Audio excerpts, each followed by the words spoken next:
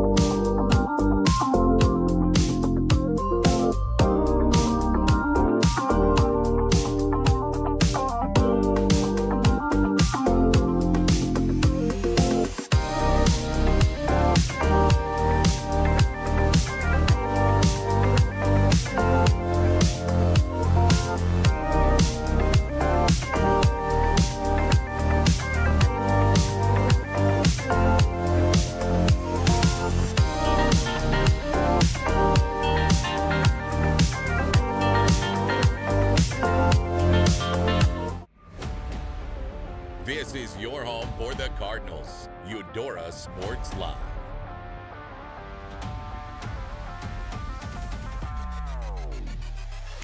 Van Dong in motion. The give is to Moody. Moody ducks down and dives in. He's standing over the ball. He's going to take it quickly. Looking across the field, and he's got it! It's Jude Whalen. And now Addy Hephill puts it away for the Cards. They'll take a 2-set lead. Hendrickson in motion, give to Duncan. Duncan, and he trucks the safety. Is he in? It's time for the Cardinals on your home for Eudora High School Athletics. Eudora Sports Live. All right, hello everybody. Welcome in here to Tonganoxie, where we will be bringing you the 68th edition of the Tongi Invitational. It will be the Lady Cards taking on the Blue Valley West Jaguars here. Got a short little pregame show brought to us by Fort Scott Community College. You belong at Fort Scott Community College. From nursing to farm and ranch management, John Deere tech to theater and so much more, plus championship caliber athletic programs. You can learn more at fortscott.edu. It's going to be myself, Reed McAvoy, alongside my dad, Kevin McAvoy. Not an unfamiliar voice on this channel, but it has been a while since we've had you here. Good to have you back. Happy to be back on the broadcast. Yeah, Hayden Harves is taking a vacation, so I've got my dad here with us, back on camera and color for us today. So it's a matchup here, the 1 seed taking on the 8. The Cardinals are heavy favorites, but they were heavy favorites in this exact same matchup, in this exact same gym last year, and it only ended up being a 7-point victory, 46-39. The Lady Cards did come out victorious, and of course there's always going to be, you get to the fourth quarter of a game that you're winning comfortably and the other team will start to get a little bit back, but I do recall them giving us quite a run for our money, making the Cards earn the win. But you come in with almost inverse records. The Lady Cards are 8-1 and the Jags are 1-7. So definitely a heavy favored Cardinals team coming into this game. They've got a couple players that were on the all-tournament team last year. That's Bryn Dieterding and Ava Dye, both healthy for the game today, so some very strong competitors. This Lady Cards team just came up short last year. They lost in the championship game of this tourney. That was against St. James Academy. 56-40 was the final of the championship game after they got past Holton in the next round. That took overtime to get past Holton. But yes, it's going to be a fun matchup here. We should see hopefully another victory for the Cards. They've won quite a few games on the bounce at this point. And we will get starting lineups here, listening to our PA announcer. Annual Tonganoxie Invitational Basketball Tournament. We welcome our guests from Eudora and Blue Valley West High Schools. The Kansas State High School Activities Association and Tonganoxie High School encourage you to make good sportsmanship and priority at all times. Winning is for a day. Sportsmanship is for a lifetime. And now for the starting lineups. For your visitors, a 5'7" freshman, number 5, Parker Woodrock. And for Eudora, a 5'9" freshman, number 5, Peyton Lewis. For Blue Valley West, a 5'6" junior, number 10, Natalie Killian. And for Eudora, a 5'7" junior, number 10, Bryn Dieterding. For Blue Valley West, a 5'2" sophomore, number 20, Peyton Conley. And for Eudora, a 5'5" junior, number 12, Izzy Blackout. For Blue Valley West, a 5'8" sophomore, number 24, Nicole Post. For Eudora, a 5'8" sophomore, number 13, Ava Dye. And rounding out our lineups for Blue Valley West, number 5'3" senior, number 43, Aubrey Walker. And for Eudora, a 5'7" sophomore, number 31, Jayla Coulter. The officials for this afternoon's games are Matt Barnes, Jeff Bissett, and Brett Irvin. Good luck, ladies. All right, so just to run through that one more time for the opponents: Parker Witchrock, Natalie Killian, Peyton Conley, Nicole Post, and Aubrey Walker. For the Cards, Peyton Lewis, Bryn Dieterding, Izzy Brunkow, Ava Dye, and Jayla Coulter. So they've got both of those players that were on the all-tourney team last year. They've got the star new freshman, Peyton Lewis. She's been great this year, dangerous from 3, a very, very good player for this team. The only one senior on this Lady Cardinals team, and that's Avery Warren. She's committed to go and do track at Baker next year. But this Cards team, we've talked to Kevin, we've talked about it a lot with Hayden on this channel, that this team, the Cardinals, are always a young basketball team, and it seems to never hurts them at all. They're always pumping out fantastic athletes. It almost seems like their freshmen are always the best players on the team every year. It's just ridiculous how this school continues to churn out great talent. Dye will win the tip-off, and the Lady Cards will begin with the basketball. This tournament has been shortened by a day due to weather. Lewis in the paint, off the glass, no good. Rebound brought down by the Jags. That's Natalie Killian. So there will only be 2 days for this, what is normally a 3-day tournament. Tomorrow, each team will be asked to play 2 games. Well, you have to expect this time of year. Impending weather is always going to be a risk. Even though we've got it's an indoor sport, you still got to get here. So there are some teams that have made quite a travel to get here into Tonganoxie. Lewis finds Dye into Coulter. No, it's going to be taken away from her. Nice defensive stab there by Post. Reed, were you mentioning before that we actually lost one of the schools? Yes, it was Liberal dropped out of this girls bracket, which gave a bye week to the team that was scheduled to play them. Not a bye week, a bye game. From 3 goes Brunkow, no good. Still scoreless here over a minute in. Coulter in the paint trying to change that, and she will. Not conventional, but it counts all the same. She gets the first points on the day.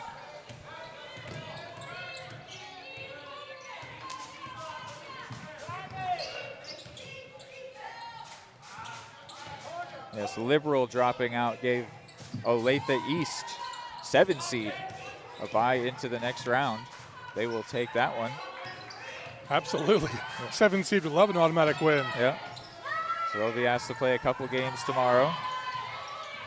Dye gets a hand in on that one. It'll stay in Jaguars' possession. Coach Parker barking out to his defense, and Brunkow takes it away. Quick pass down to Dieterding, and she will score. Great pass by Coulter, and a great finish by Dieterding. A great vision on the young lady there, seeing her teammate way down court. The Jags seemed a little privy. The Cardinals all year have been on the fast break. They've just got great defense, and they move quickly, as you can see. The tenacious defense getting in there from Peyton Lewis. But the Cards actually have somewhat struggled sometimes. We've got a timeout taken by the Jags. Go ahead and keep it here so I can finish this thought. The Cards sometimes have struggled on the fast break to finish, and it can be a little bit tough. But sometimes it's just them in the basket, and it's difficult to put it away. You're moving quickly.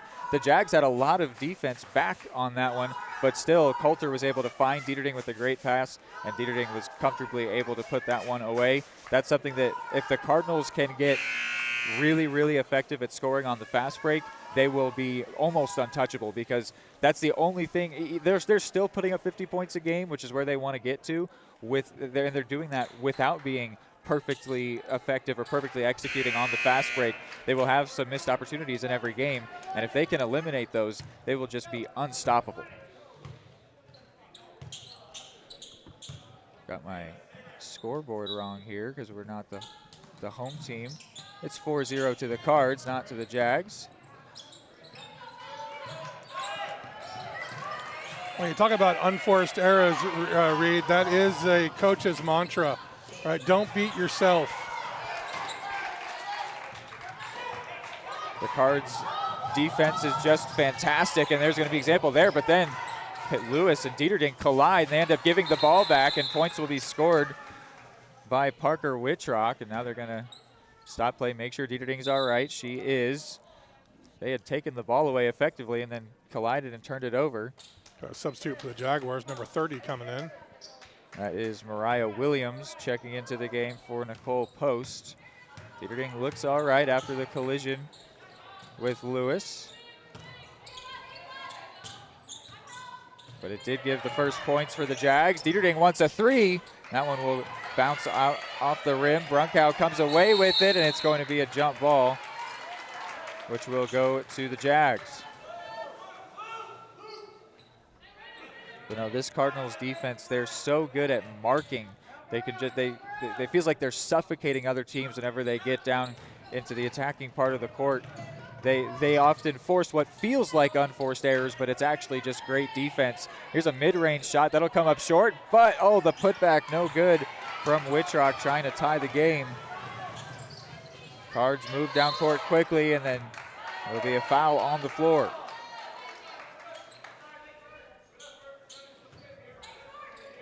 So, Reed, is the early utilization of the full court defense, is that common for the Lady Cards? Oh, yeah, they keep pushing all the way to the end. There was a way that Hayden put it, I forget if I'll get the wording exactly right, but he said they'll never let a win come to them.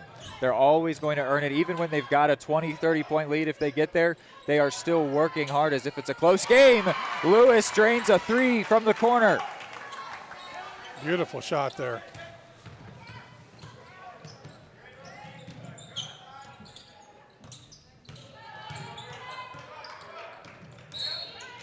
And we're going to see a foul here called against Coulter.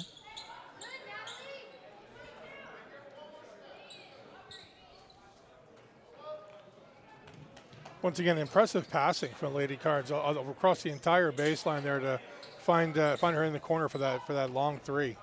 Reese Cunningham, Harper Oots come into the game for the Jags. A mid-range shot there, no good by Williams. And here's Dye, like she's walking the dog, taking that ball with her, able to keep it under her control. Finds it back to her. She drives, passes for Brunkow, out to Dieterding. Could she get a three? No good, off the front of the rim. Dye rebounds. She goes up, no good. Now it's Coulter in the paint. Cards working hard, and they will get their reward. Brunkow scores her first points.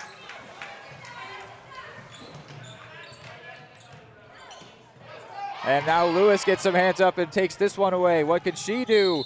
And she will draw a shooting foul. She'll go to the line. Another example of that defense. Yeah, the half-court D there, very strong, intercepting the pass attempt there.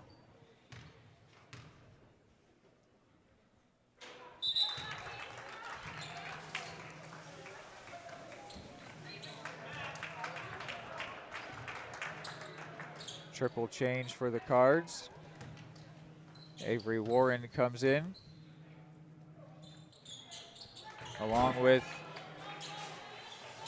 Carly Owens and Lori Brooks. Lady Cards out to a quick 11-2 lead here. Deep three, oh my, for Natalie Killian. She drained that one, nothing but net. Cuts the deficit down to 6. This is Lewis, Cards' leading scorer. She has 5. Here's Warren. Mentioned that she'll be going to Baker next year to do track and field. Brooks at the net. Now Dieterding with the putback. Fighting for it, and the Jags will come away with it. Reese Cunningham.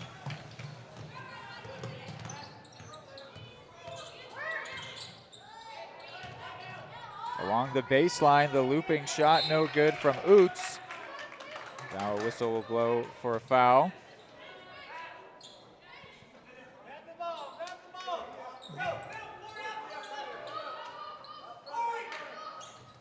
The inbound finds Post. Trying to get it into the paint. Teams have really struggled all year long to try and get inside the perimeter of the Cards.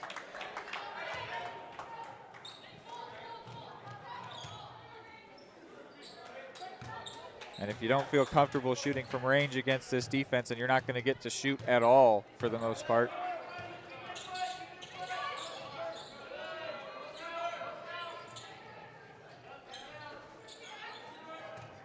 This is Lewis. She wants another 3. Won't get it. Brooks fighting for the rebound. Jump ball goes to Eudora.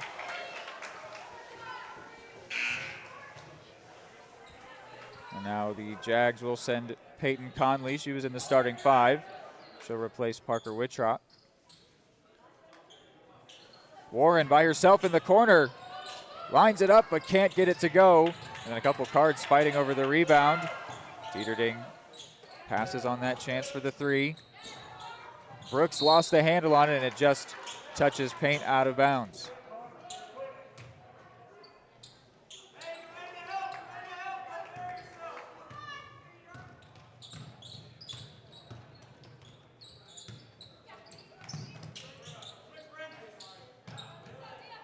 Post.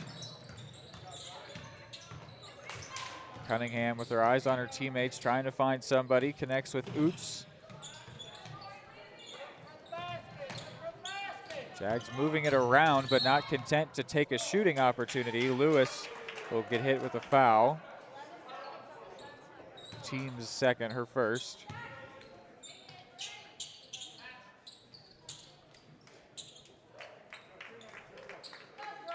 The Jags have been able to pass it around, but not actually pass it in to the paint at all, create those shorter shots like they'd like to. And that has just been the story of the season for any team playing against this Cards defense. An opportunity there maybe, and she will draw a shooting foul. That's Natalie Killian. She made the 3 from very deep earlier. She'll have a chance to get up to 5 points and tie Peyton Lewis's game-leading tally.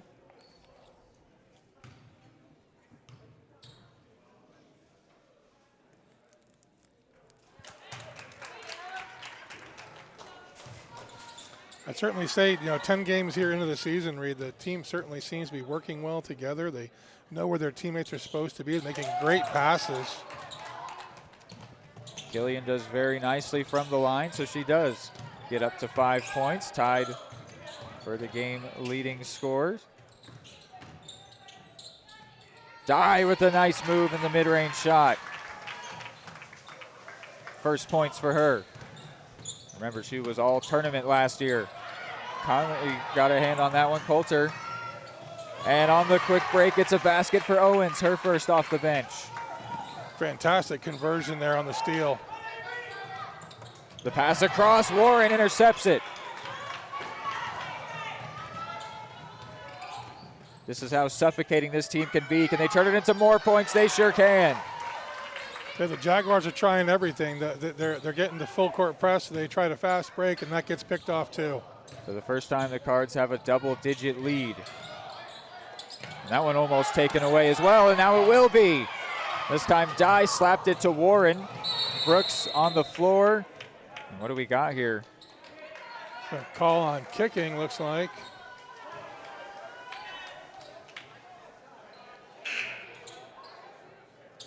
So it's going to be a Cardinals inbound.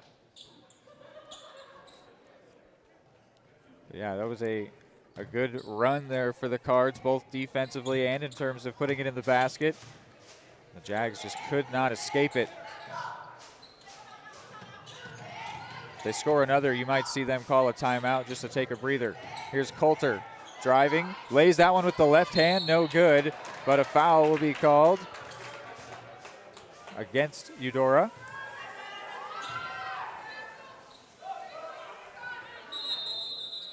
It's now 4 team fouls against the Cards. Brunkow checks back in place of Lori Brooks.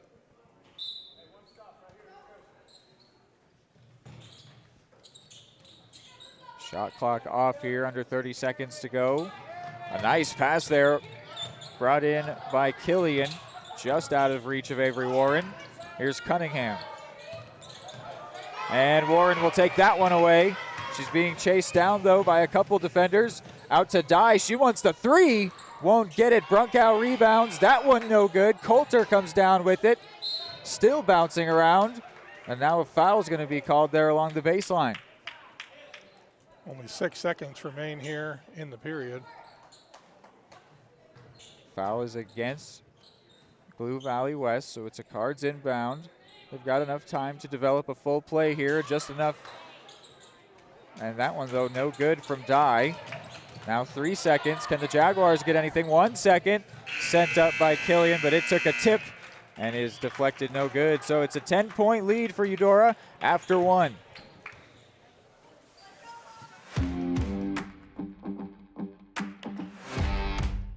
For the best care for your pet, choose DeSoto Veterinary Clinic.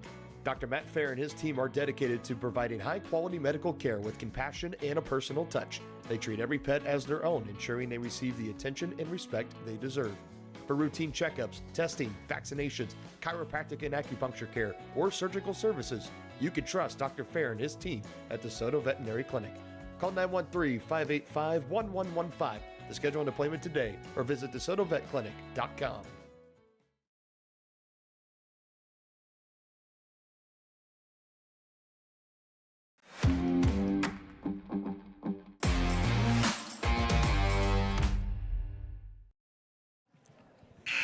All right, so back here for the start of the second quarter.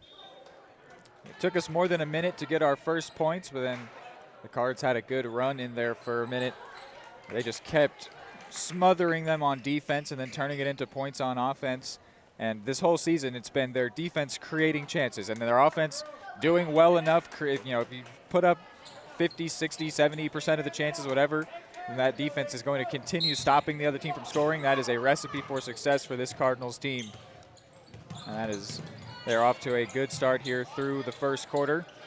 Jaguars are trying really hard. You got to give them credit, and they will continue to do that. They've held them within 10. That is not something that's not an unsurmountable score at all.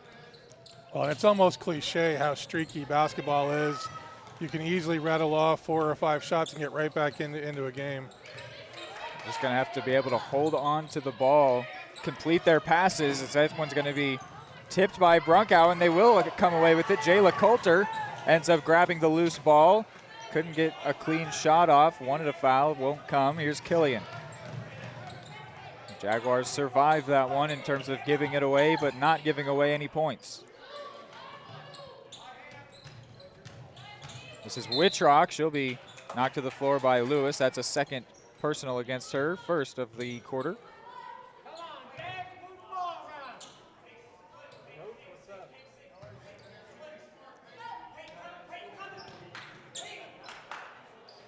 Post wants the three, and she'll get it. Nothing but net. Her first points.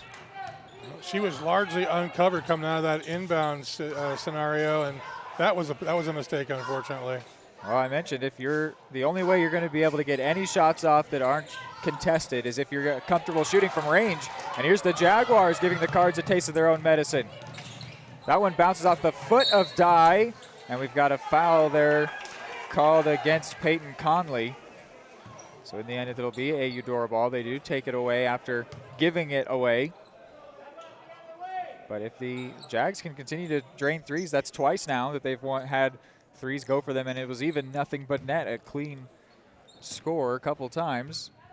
If that's something they can actually do with any sort of consistency, that can keep them in this game. The Cardinals do not let teams into the paint. And it's going to be a double dribble there against Coulter. Turns it over. Chance for the Jags to try and continue to close the deficit.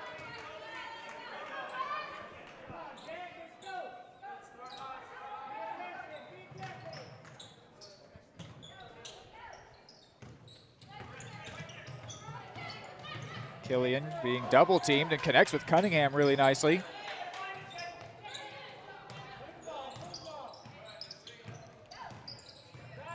Connection with Cunningham afforded her some space, but now she's double teamed again, and that one will go out of bounds.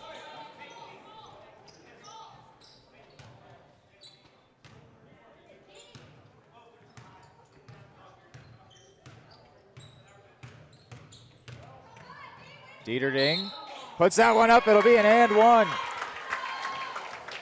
She felt the foul, just threw it up towards the basket, and it goes. It's impressive body control when you can drop a ball while you're about vertical, or horizontal rather. And that one will brick no good. So just the 4 points in this game for Dieterding thus far.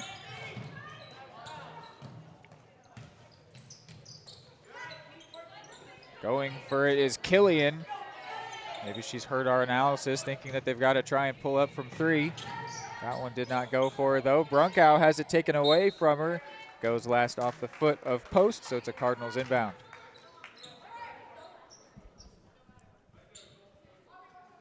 They actually could hear our analysis with how, the gym's pretty empty here. Not empty, just quiet. Coulter finds Lewis. She wants a 3. That one won't go for her. She is dangerous from that range, but the Jags escaped this time without allowing any points. They're leading the quarter 3-2 right now. This is Aubrey Walker. She was in the starting 5. Connects with post, and they will get some points in the paint. Not often that a team facing Eudora gets to say they were able to convert a shot in the paint.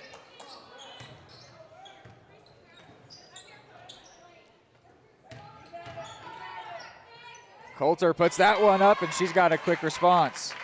4 points in this game. Here's Walker. Oh, and that one goes off the hands of Wittrock and out of play. Cardinals ball. As teams realize, or even sometimes when games start, teams come in knowing how strong the Cardinals defense is. It can create situations like that where you pass it with some extra heat on it just because you know that you've got to try and get through the Cardinals defense.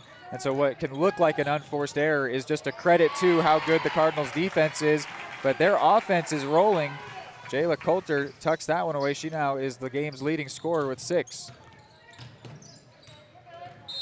Well, and you said it 100% right there, Reed. That defense just puts a team on edge, and they are more likely to make mistakes, forced or otherwise, just because they have so much pressure on them and the entire length of the court. Jags will call a timeout. We'll go ahead and take a quick one with them.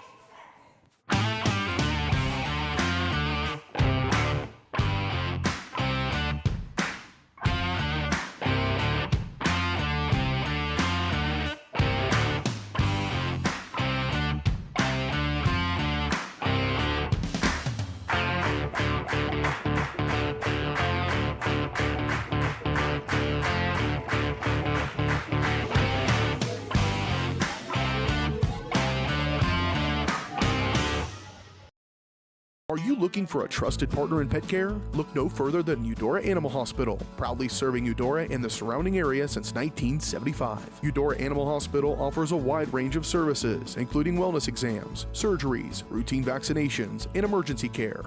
I just want to thank everybody in the community for trusting us with the care of their animals, and go Dogs! Schedule an appointment by calling 785-542-3265 or visit eudoravet.com.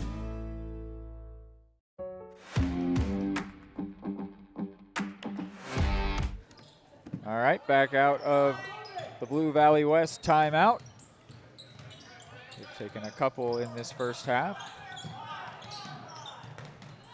Cunningham will connect with Walker. Goes for the mid-range shot, no good, but post rebounds and then could not take that shot there. It was an opportunity created under the basket, but it goes out off Dieterding. It's going to stay a Jaguar ball.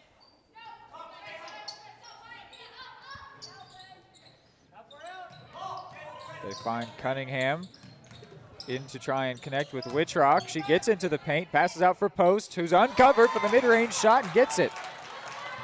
She now becomes the game's leading scorer with 7. Dye passes out to Lewis. Brunkow looking in the corner, no one there. Bryn Dieterding. Lewis wants a 3, and she'll get it. It's a good competition for the highest bidder of the leading scorers. She now has it with 8. It also creates the Cards' biggest lead.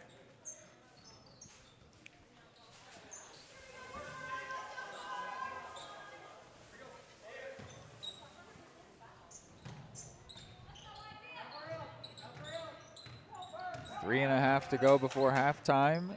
26-14 is our score. The Cards did score first in this game and have not given up the lead. Here's Walker. Out for Post. The nice fake shot got the defense out of the way. We've got a new highest bidder. She's got 9 points. Lewis in the corner. Trying to get the highest bid right back, and Dieterding gets the putback shot.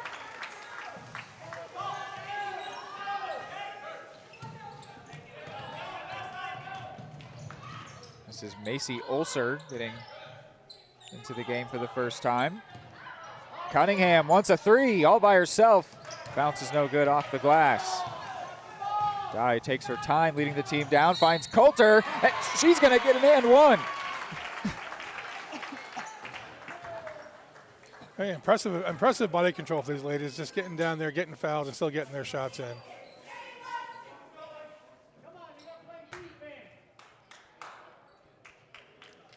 Substitutes coming in on both teams here. Lewis goes out for Owens. Post is the one going out for the Jags. That one no good from Coulter, and just into the game, Mariah Williams grabs the rebound. And they get a basket of their own.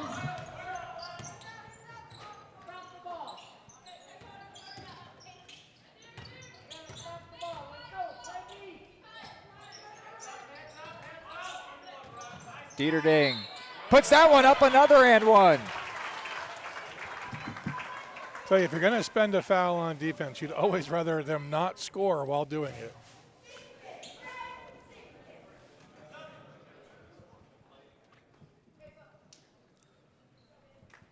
Ava Dye goes out. Lori Brooks comes in. Shooting one here. Live ball on the rebound if it goes off. And again, Dieterding misses. Uncharacteristic. She hasn't been extremely characteristic from the line her last couple games. Williams, oh, just in and out.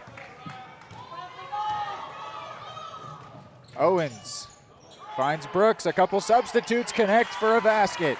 Brooks' first points. Great work in the low post.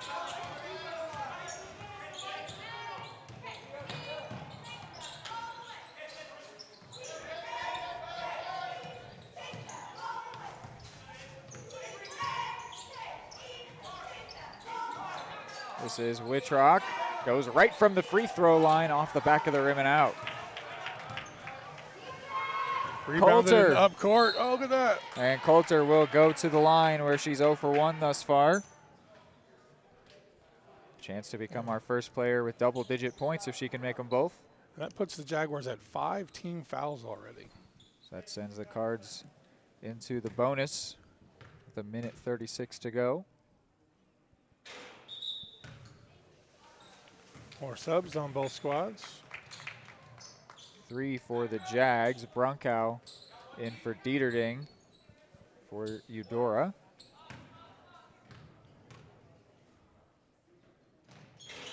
And those both no good from Coulter. Little miscommunication, but they're all right, continuing their possession. This is Harper Oots just in off the bench, off the back of the rim and out.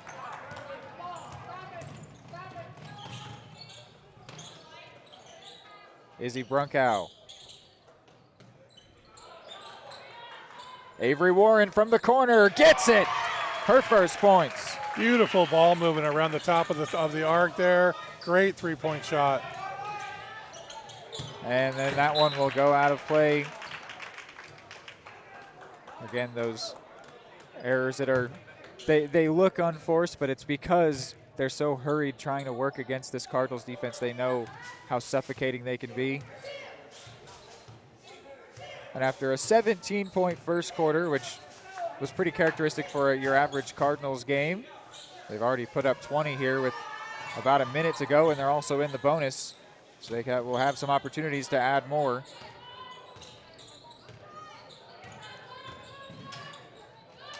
Brunkow's shot denied, tries to grab the rebound, but it goes to the Jaguars. This is Killian. Finds post, she wants a three. Won't get it, the rebound ends up being Brunkow. Sort of got it handed to her by Coulter. Warren wants another three. She'll get it. Wow, that's impressive. Cards have hit 40. 5 seconds to go. Will the Jaguars get something here before we hit halftime? She'll put it up from about midcourt, comes up short. So 40-18 is our halftime score. We will get some analysis after this break.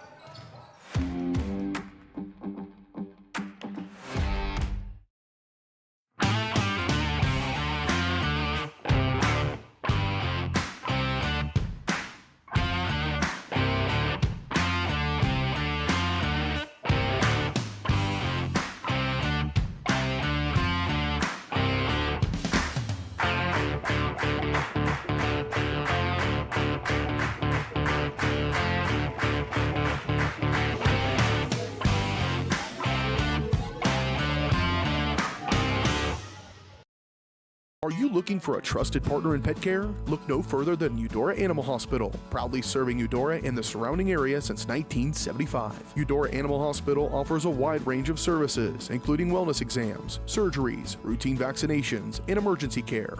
I just want to thank everybody in the community for trusting us with the care of their animals, and go Dogs! Schedule an appointment by calling 785-542-3265 or visit eudoravet.com. At Fort Scott Community College, we understand that a scary part of figuring out your future isn't only answering the question, what should I do, but where do I belong? Maybe you belong here, studying animal science or learning about farm and ranch management. Maybe you belong here as part of Hounds Hoops on the hardwood.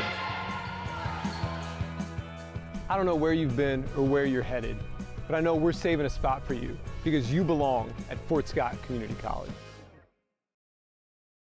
More time before you wake up in the wild. Our natural world needs us now. Step by step, side by side, together, we can find a way to ensure that all life on Earth can thrive. To learn more about how you can help protect and conserve nature, visit nature.org. Your home for live local sports. Varsity Sports Live delivers professional level coverage with high quality video and broadcasters that know your schools and community. Touchdown, Tonganoxie! With the support of local businesses, you never pay to watch varsity sports. Live, local, free high school sports coverage. That's Varsity Sports Live. Grass gets it away. Moore's down the middle. And he makes the catch in the end zone. Touchdown, Trojans! Keep up with the action at varsitysportslive.com. Live, local, free high school sports. Charlie was born at LMH. We had a great team of nurses. Not only did they check in on us regularly, they always asked if we had questions, always made sure that we understood what was going on. I cannot say enough wonderful things about the labor and delivery, family birthing, and mother baby care team at LMH Health. We had to put our entire trust into their hands, and just everyone was so friendly and so supportive.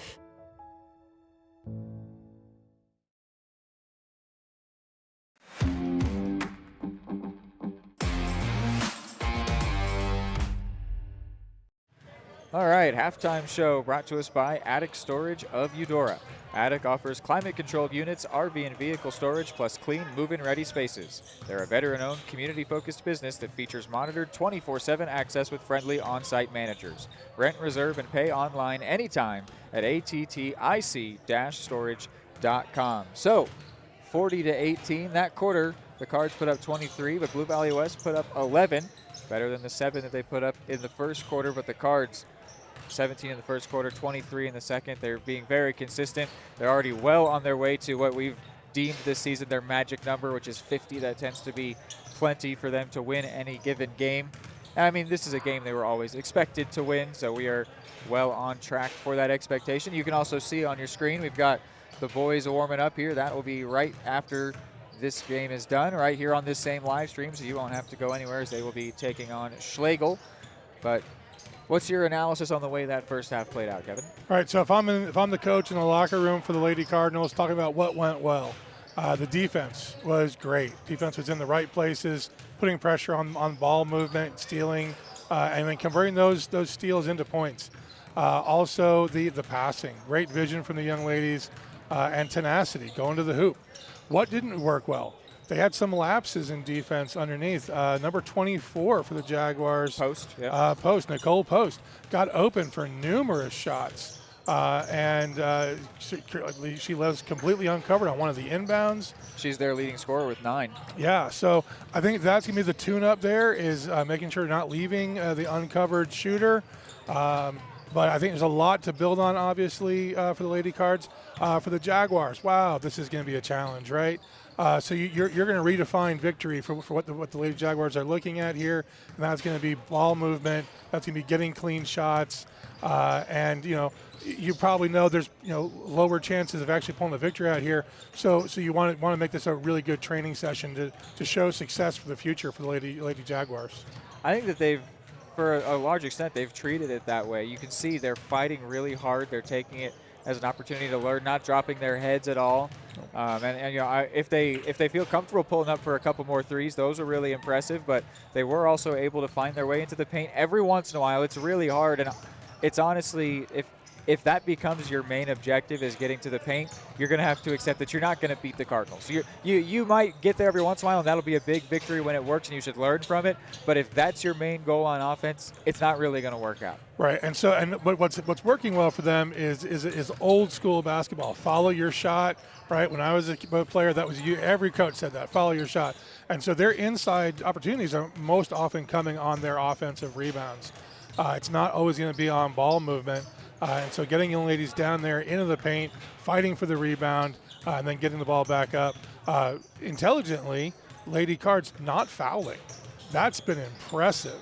To do what they're doing and not giving up fouls with the Jaguars were forced into fouling situations. We will go ahead with about 3.5 left, take another break here on this halftime show as we get closer to the second half of this game.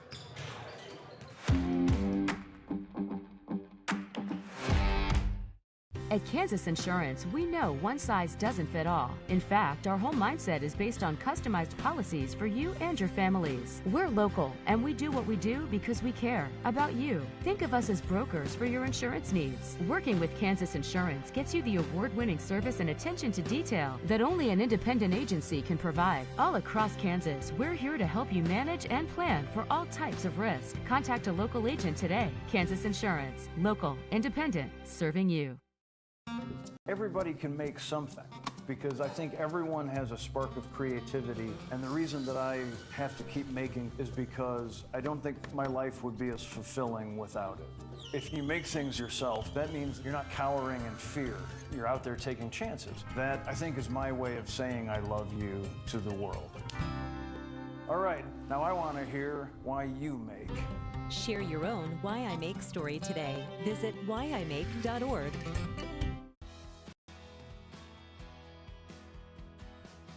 I used to drive an ambulance as an EMT, and I've always tried to be a safe driver. If people knew what I know, lives could be saved. In my car, if I see a truck or bus taking a turn, I know to take my time. When big vehicles turn right, they may swing wide to make the turn. If you try to sneak in, well, it's a lesson you'd rather not learn the hard way. When trucks and buses turn, let's you and I wait. It's our roads, it's our safety.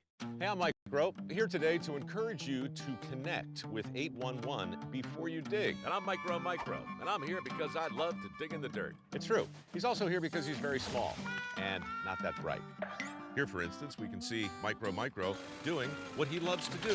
And here we can see the consequences of not doing what he should have done. Dude, why didn't you call 811? I forgot the number. See? Not that bright. Number one, obviously, is safety. We definitely call 811 to find out if there are any buried lines, fiber optic, whether it be telephone or pipeline or anything. Don't take a chance. Don't think you know and say, well, I don't remember anything being put in there. Call 811 and make sure that that's identified, that there isn't something there before you make that crossing. Because in the end, we want everybody going home.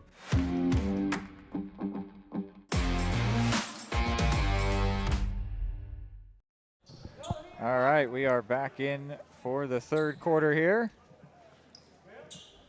Cards will start with the ball. Our score 40-18. One-seeded Cardinals performing like the strong team that they are, putting on a very good performance. Dieterding trying to add to that with a three. Dye grabs the rebound.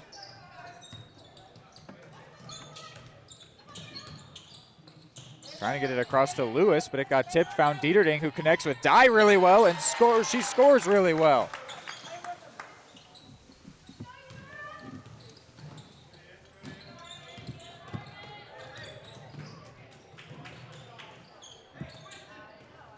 Walker finds Post, and Post with a really nice shot. You know, it's funny, Rita, I was trying to analyze the Lady Cards full court press, and it's designed to intercept passes, not slow play. So when the ball handler brought it up themselves, they broke down the defense and went into the traditional half court.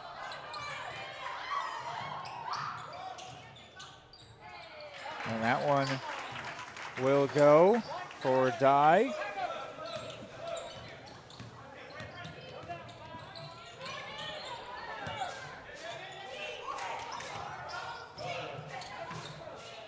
Here's Post again. That one no good. She got a chance in the paint, or at least right on the edge of it. Coulter goes all the way on her own and will draw a shooting foul. She'll go to the line, where thus far she's 0 for 3. Chance to improve.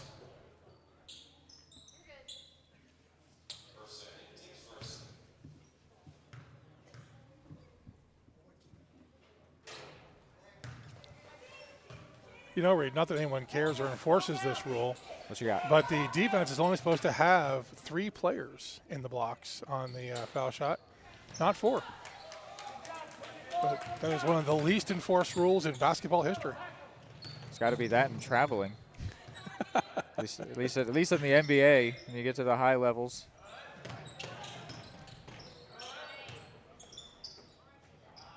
Killian goes for it from way downtown off the front of the rim. Must be a fan of Caitlin Clark taking those long threes. Well, it's really just one of the few ways you can consistently attack this Cardinals team. Lewis, no good on that attempt from deep. Oh! Brunkow is the most aggressive of the Cardinals' defensive players, and that one's going to be a giveaway to Dieterding, waiting for it to come down to her, and she will draw a shooting foul. She's also got an 0 for 2. She'll try and get rid of here. That is impressive defense.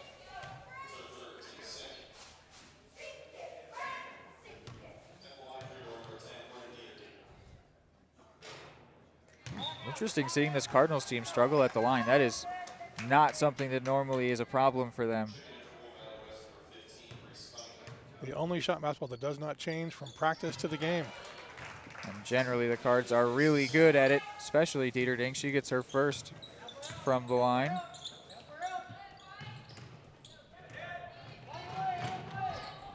And the Cards are going to maybe take this one away once again. They will. Jayla Coulter with the mid-range. No good, and fighting over the loose ball. Post didn't even know she had it by her. Then trying to bowl it out to a teammate was Dye, and she may have hit her head going down to the ground. I think you may be right there. Looks like she'll carry on, though, and it's a Jags ball.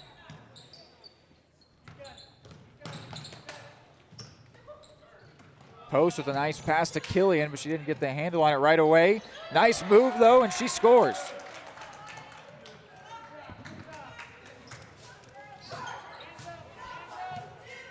Natalie Killian, the junior, has 7 points.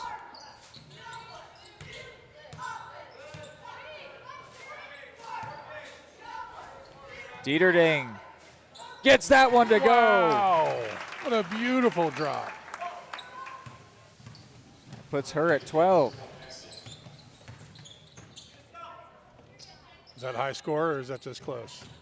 I think she's got the lead for that one. Nicole Post giving her a run for her money with 11.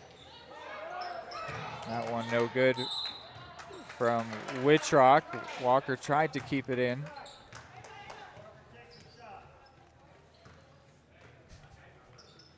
Dieterding and Post are only 2 double-digit scorers in this game.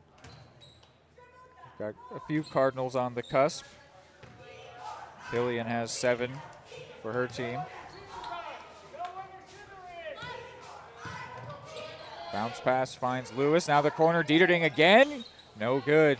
Brunkow, though, grabs the rebound, fights towards the basket. That one won't go either. Cunningham comes away with it. That shot there usually gets to the automatic shot shooting penalty, though. It's a foul shot, though. And Killian does a good job there against the double team to just hold on to possession.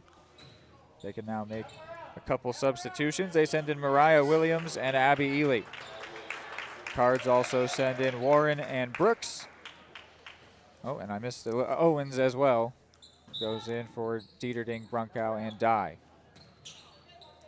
And Eli's first touch will be poked away by Lewis. They'll still hold on to possession.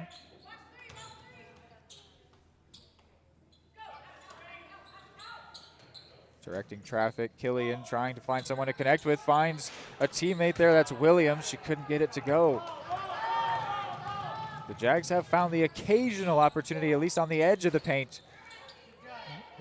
And only have been moderately effective, though, with those opportunities. The Cards with 3 players staying down court to press. Here's Williams. Out for Eli. This is Wittrock back to the basket, trying to find some space. Out for Williams. And that one can't go for her.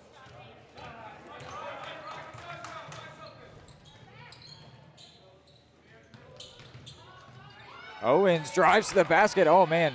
Put the fingertip roll on it, but not enough.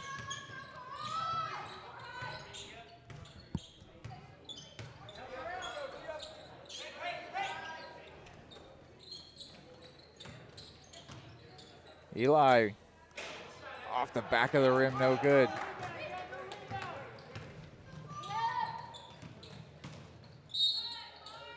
And Owens will draw a foul. It's against Abby Eli. So to the line goes Carly Owens. She's got a couple points in this game.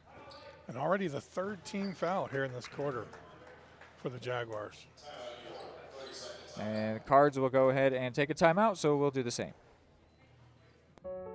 Charlie was born at LMH. We had a great team of nurses. Not only did they check in on us regularly, they always asked if we had questions, always made sure that we understood what was going on. I cannot say enough wonderful things about the labor and delivery, family birthing, and mother baby care team at LMH Health. We had to put our entire trust into their hands, and just everyone was so friendly and so supportive.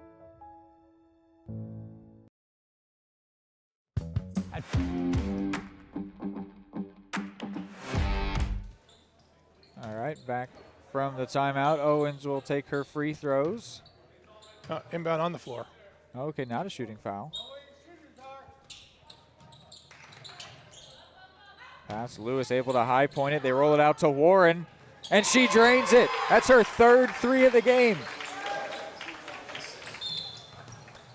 And then there's going to be a travel against Cunningham. Pressure stays on from the Cards, who have just passed that 50-point mark.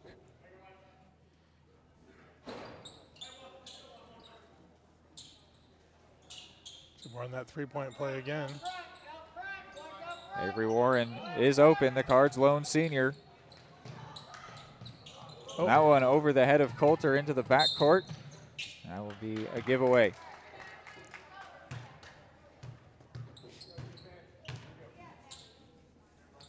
The Jags get away with a traveling call.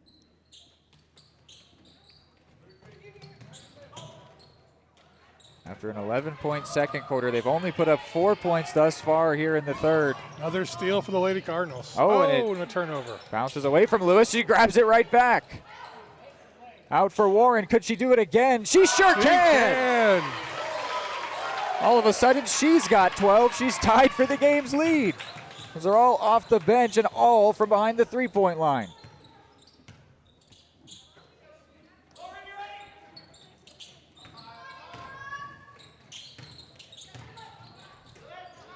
Coulter gets a hand on that one. The Cardinals' hyperactive defense is so hard to break down. The Jaguars doing their best, putting in phenomenal effort, not giving up. It's been fun to watch. And you're saying that as the Cardinals sub in Izzy Brunkow, who I would say is the most aggressive of all the players for their defense, with Ava Dye and Jayla Coulter getting honorable mentions for that title.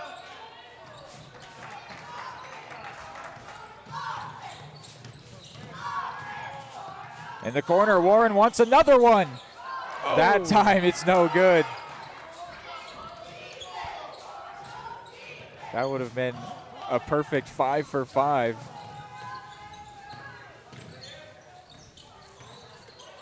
That one only barely able to get out to post. Their leading scorer, the sophomore quarterback, passes that one in for Oots, who will draw a foul on the floor.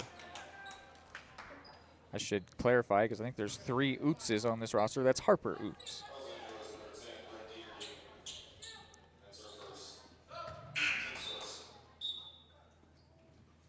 Ava Dye will go in and grab Carly Owens.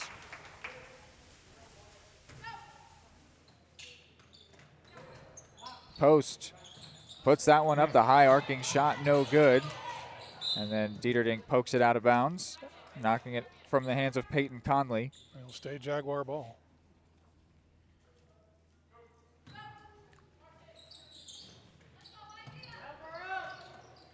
Here is Conley. She was in the starting 5 tonight for Blue Valley West.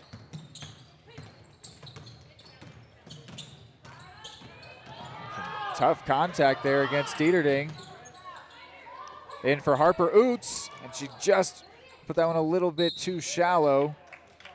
Dieterding thought it was going to be a Cards ball, but it goes for the Jaguars.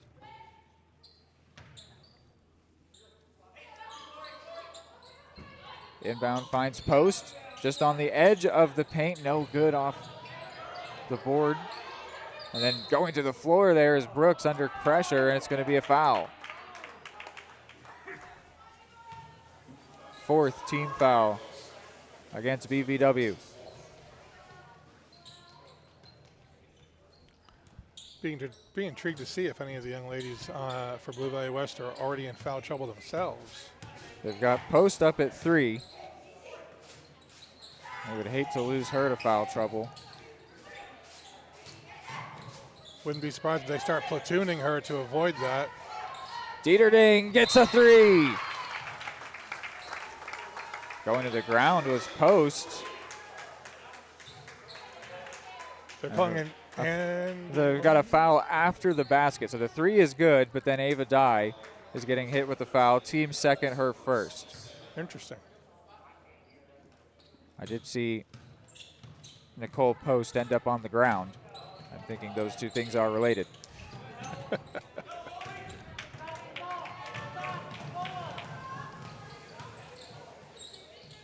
Dieterding with that 3 she just made after she gets hit with the travel here. Up to 15 points.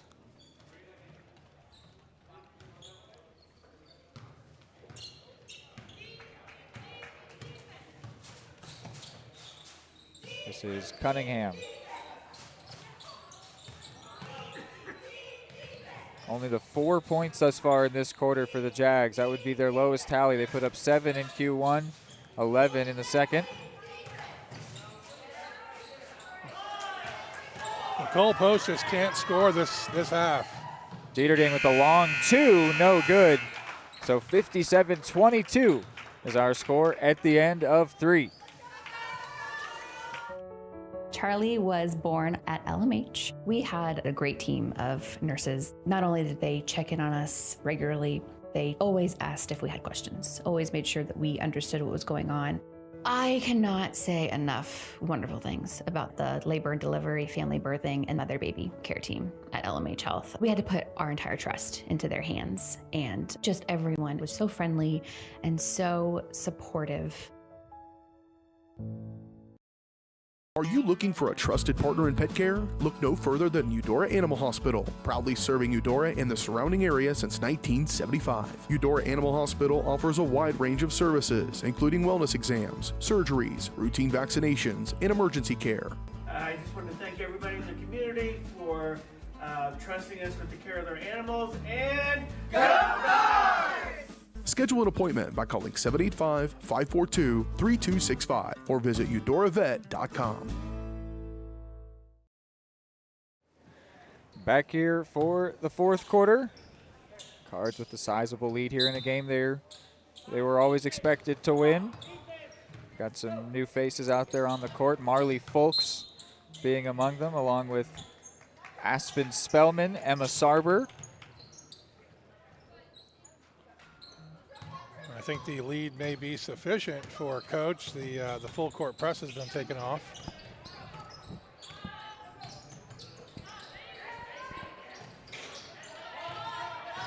They even got somebody that's not listed on the roster, at least in a different jersey number out there. Try and get her name for you. Walker. On which squad? For the Cards. She comes down with the rebound here and earns a jump ball. Number 13? 15. It's for Eudora. It's for Eudora. It's for Eudora.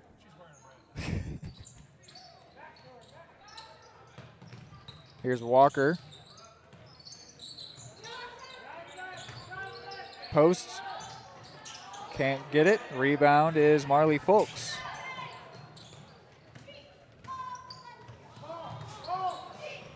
It's going to be Brooke Mulvihill is number 15 for the Cards.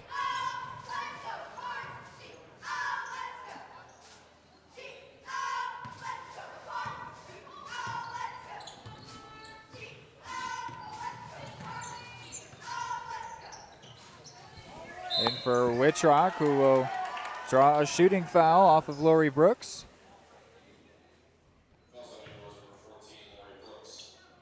Wittrock has 4 points tonight.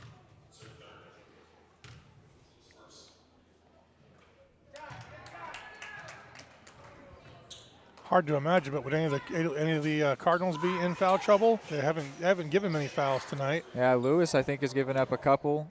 And at this point, Cards are mostly riding with different faces than the starting five. That's the first miss tonight for the Jags from the free throw line. They had been 100% until then. But Wittrock did get one and up to 5 points tonight, or rather this afternoon. This is Mulvihill. She finds Sarber. All the way across to Spellman. And, oh, man, just in and out for Mulvihill with the rebound. High off the glass, no good. Fighting to try and keep it in, but it will be a Blue Valley West ball. Got the running clock going here at this point in the fourth quarter.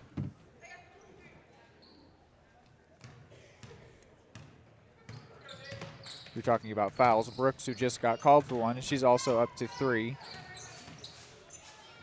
I don't think that will concern the Cards too much at this point. Here's Araya Chowdhury. Gets the ball back. Chowdhury puts it up and scores.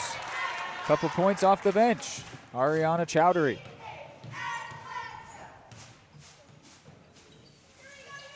Aspen Spellman.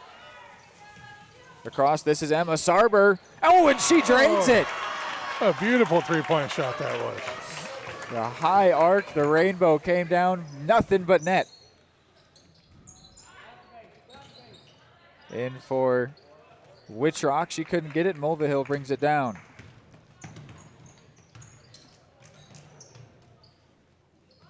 Folks puts that one up off the front of the rim. Again, Mulvihill rebounds. And got a whistle blown here. Referee conference in the paint. Kevin, you're a basketball ref. You got anything for what's going on here? See what the result ends up being.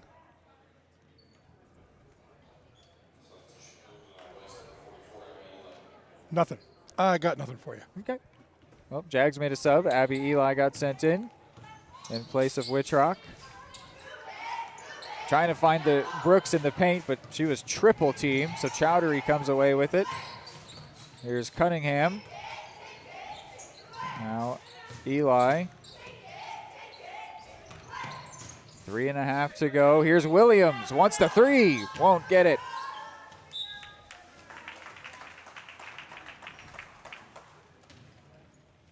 The Cards will move on to take the winner of 4 versus 5. It's St. James and Piper. St. James, the same team that beat the Cardinals in the championship game last year.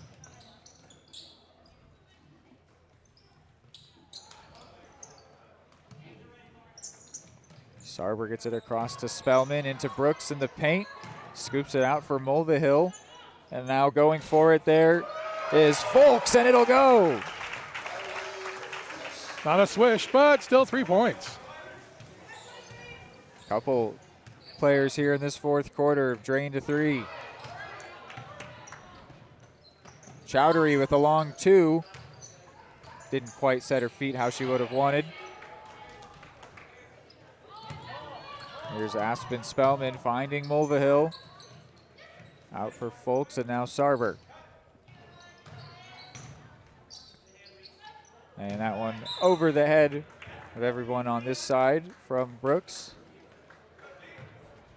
I was just going to mention that even with non-starters in, the ball movement had been pretty impressive, and then they went and threw it away on me.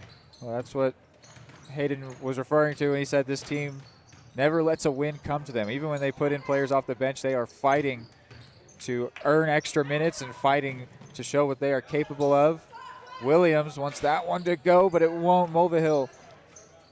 Brooke Mulvihill able to go up and bring it down. Here is Marley Folks. And now Emma Sarber. The rebounding instincts on Mulvihill are just impressive. And Spellman drains a 3. The Cards coming in off the bench are feeling dangerous. Chowdhury. Oh, man, not a bad shot or a bad result in the end, but no good from Chowdhury. Why not pull up from 3 again, says Emma Sarber. And she makes it. It's raining 3s. This Cards bench is having fun. Minute to go in the game. Williams passes it out for Ulcer. That one no good. Just a bit short.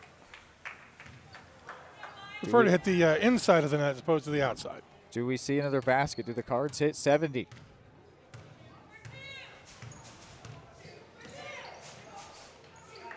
Spellman, Mulvihill. Something tells me coach is not the type to just coach the girls to hold the ball. Mulvihill trying to create that shot in the paint. She was thinking it was going to be a turnover, but Brooks came away with it somehow. Sarber puts up the mid-range shot, no good. Brooks comes back with it, and she will draw a shooting foul. Will there be enough time for her to take those free throws? Well, the free throws come no matter whether the clock runs out or not. They'll just clear the court, most likely. And that'll happen in about 8 seconds from now.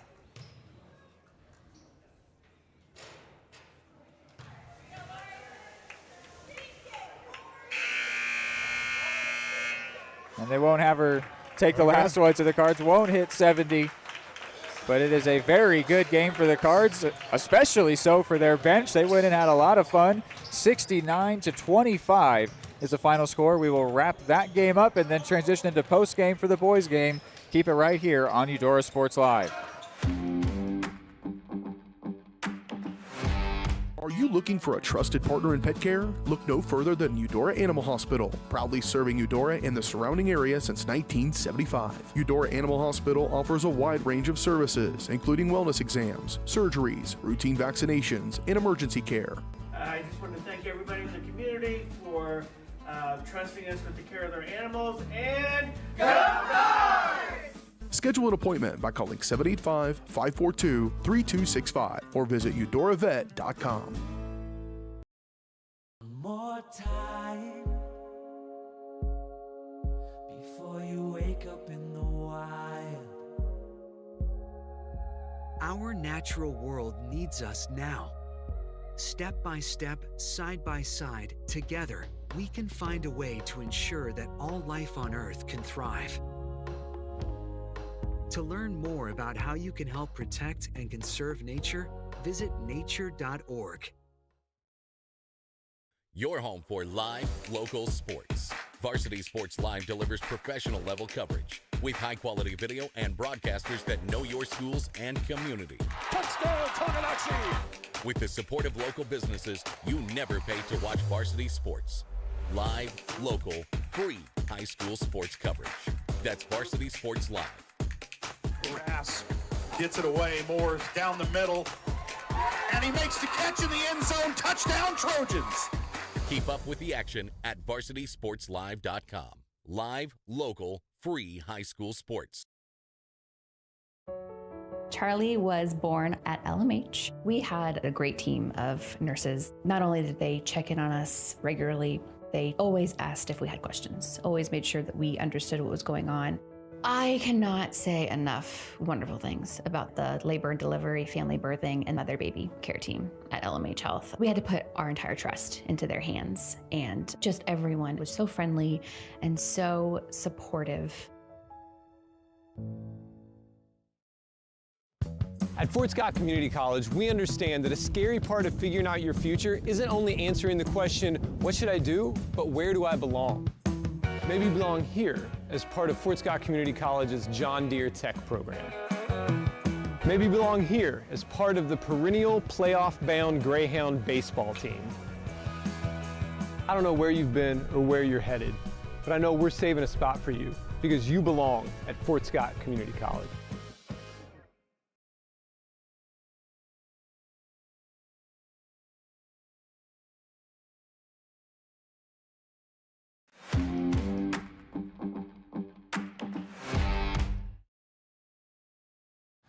All right, back in here for our Eudora Animal Hospital post-game show. For 40 years, Eudora Animal Hospital has been caring for pets and livestock with fair pricing, trusted service, and compassionate care.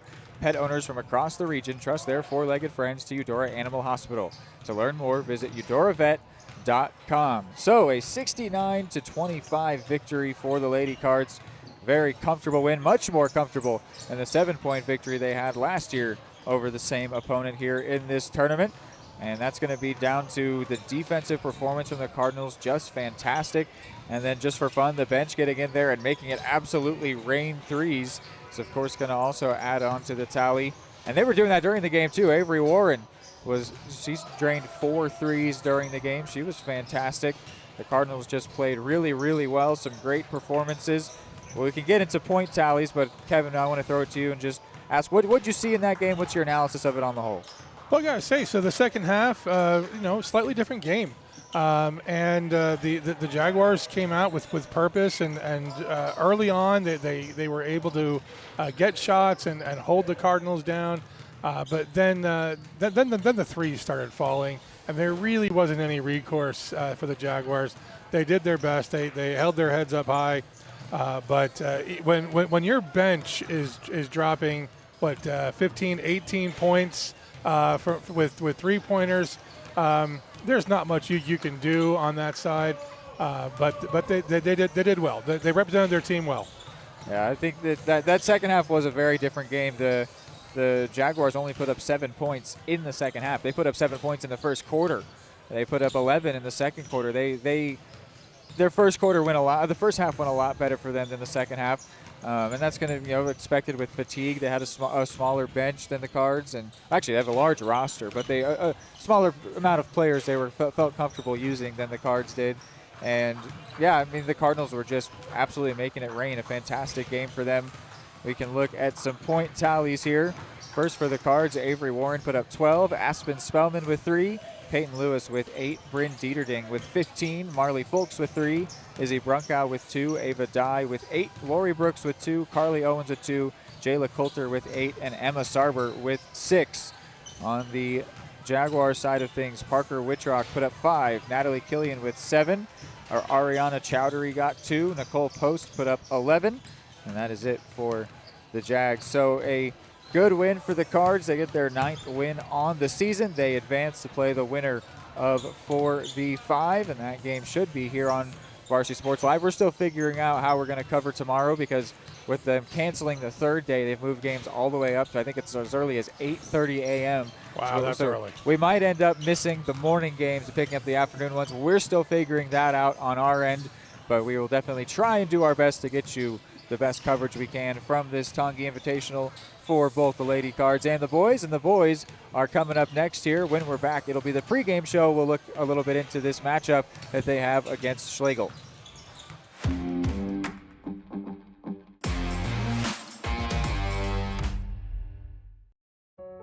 Charlie was born at LMH. We had a great team of nurses. Not only did they check in on us regularly, they always asked if we had questions, always made sure that we understood what was going on.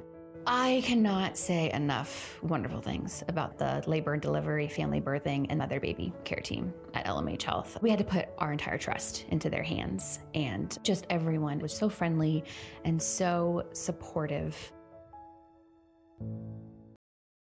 For the best care for your pet, choose DeSoto Veterinary Clinic. Dr. Matt Fair and his team are dedicated to providing high-quality medical care with compassion and a personal touch. They treat every pet as their own, ensuring they receive the attention and respect they deserve. For routine checkups, testing, vaccinations, chiropractic and acupuncture care, or surgical services, you can trust Dr. Fair and his team at DeSoto Veterinary Clinic.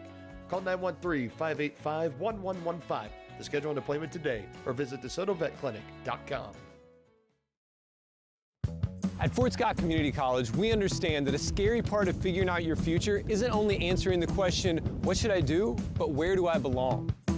Maybe you belong here as part of Fort Scott Community College's John Deere Tech program. Maybe you belong here as part of the perennial playoff-bound Greyhound baseball team.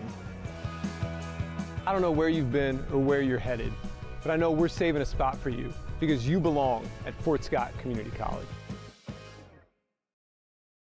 At Kansas Insurance, we know one size doesn't fit all. In fact, our whole mindset is based on customized policies for you and your families. We're local, and we do what we do because we care about you. Think of us as brokers for your insurance needs. Working with Kansas Insurance gets you the award-winning service and attention to detail that only an independent agency can provide. All across Kansas, we're here to help you manage and plan for all types of risk. Contact a local agent today. Kansas Insurance. Local, independent, serving you. At Kansas Insurance, we know one size doesn't fit all. In fact, our whole mindset is based on customized policies for you and your families. We're local, and we do what we do because we care about you. Think of us as brokers for your insurance needs. Working with Kansas Insurance gets you the award-winning service and attention to detail that only an independent agency can provide. All across Kansas, we're here to help you manage and plan for all types of risk. Contact a local agent today. Kansas Insurance. Local, independent, serving you. At Fort Scott Community College, we understand that a scary part of figuring out your future isn't only answering the question, what should I do, but where do I belong? Maybe you belong here, preparing for a career in healthcare as part of Fort Scott Community College's nursing program. Or maybe you belong on stage as part of the Hounds band or theater department. I don't know where you've been or where you're headed, but I know we're saving a spot for you because you belong at Fort Scott Community College.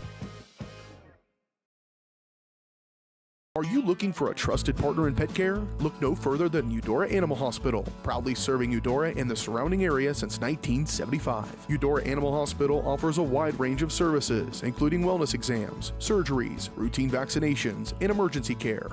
I just want to thank everybody in the community for trusting us with the care of their animals, and go Dogs! Schedule an appointment by calling 785-542-3265 or visit eudoravet.com.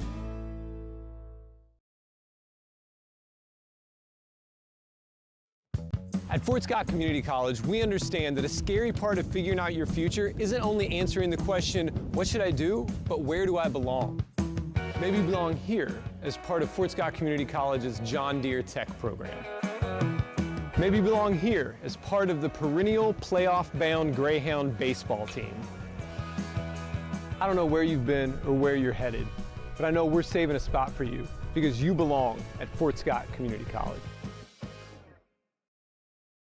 For the best care for your pet, choose DeSoto Veterinary Clinic. Dr. Matt Fair and his team are dedicated to providing high-quality medical care with compassion and a personal touch. They treat every pet as their own, ensuring they receive the attention and respect they deserve. For routine checkups, testing, vaccinations, chiropractic and acupuncture care, or surgical services, you can trust Dr. Fair and his team at DeSoto Veterinary Clinic. Call 913-585-1115 to schedule an appointment today or visit DeSotoVetClinic.com.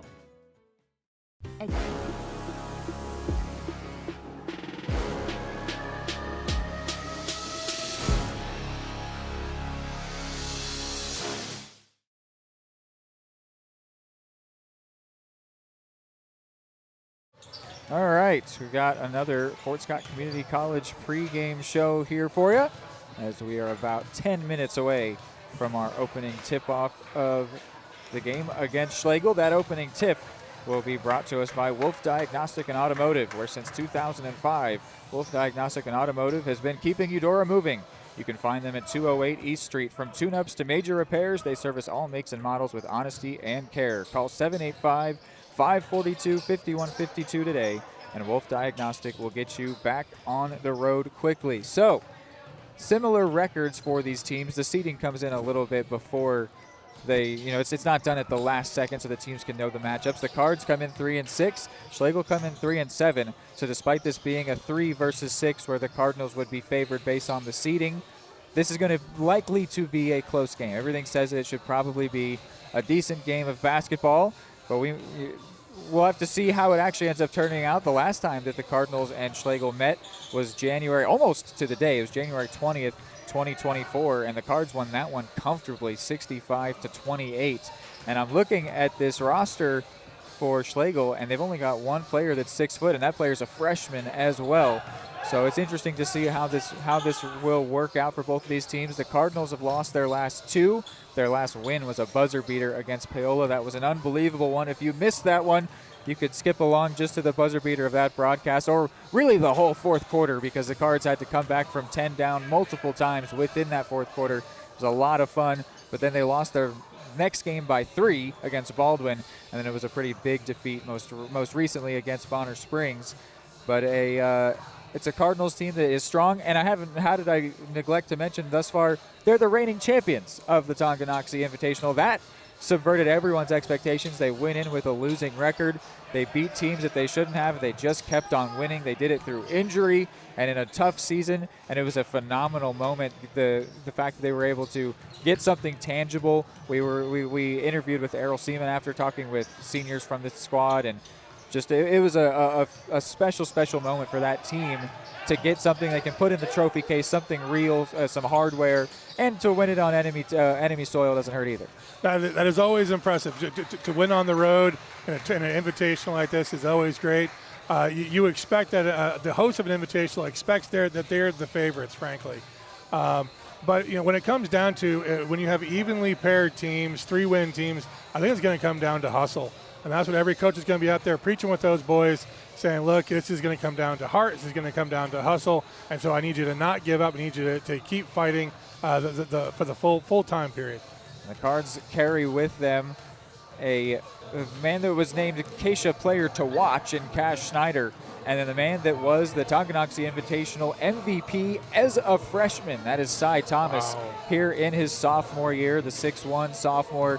He won tourney MVP in his first year of high school ball, and he helped win that trophy for the Cards, so it'll be exciting to see him in action today. We've got about 6 minutes until that opening tip, so we will go ahead and send you to commercial here, but you can keep it on Eudora Sports Live for some Tongi Invitational basketball.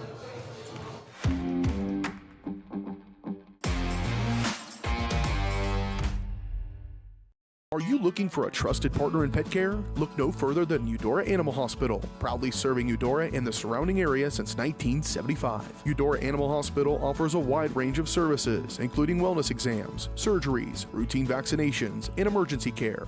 I just want to thank everybody in the community for trusting us with the care of their animals, and go Cards! Schedule an appointment by calling 785-542-3265 or visit eudoravet.com. At Fort Scott Community College, we understand that a scary part of figuring out your future isn't only answering the question, what should I do, but where do I belong? Maybe you belong here, preparing for a career in healthcare as part of Fort Scott Community College's nursing program. Or maybe you belong on stage as part of the Hounds band or theater department. I don't know where you've been or where you're headed, but I know we're saving a spot for you because you belong at Fort Scott Community College. What would happen if I had to pick up the phone, call 911 for one of my family members or one of my neighbors? What would I do if no one was on the other end to respond? What if there was no 911? So you can be a part of the solution. Anybody can be a firefighter. Male, female, younger, older. We have school teachers. We have leaders in business. Is me, you, anyone that wants to be. There is no typical firefighter.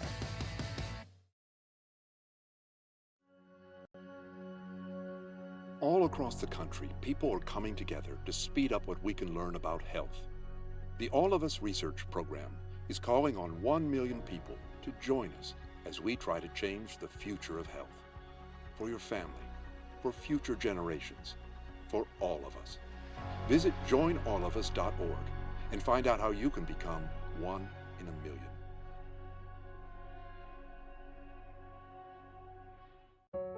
Charlie was born at LMH. We had a great team of nurses. Not only did they check in on us regularly, they always asked if we had questions, always made sure that we understood what was going on. I cannot say enough wonderful things about the labor and delivery, family birthing, and mother baby care team at LMH Health. We had to put our entire trust into their hands, and just everyone was so friendly and so supportive.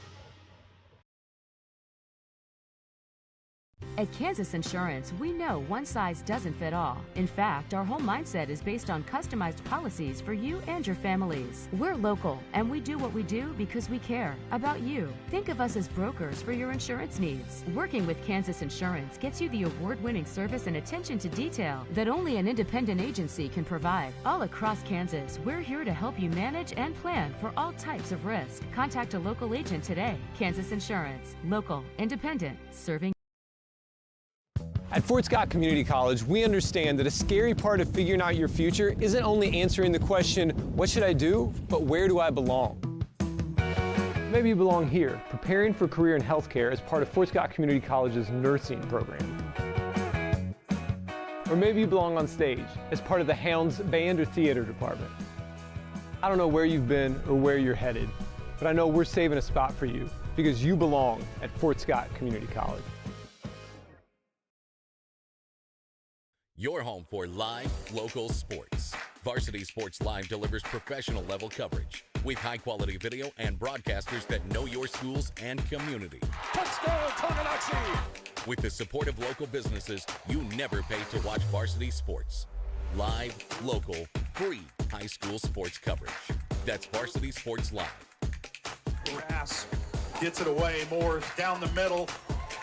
And he makes the catch in the end zone. Touchdown, Trojans! Keep up with the action at varsitysportslive.com. Live, local, free high school sports.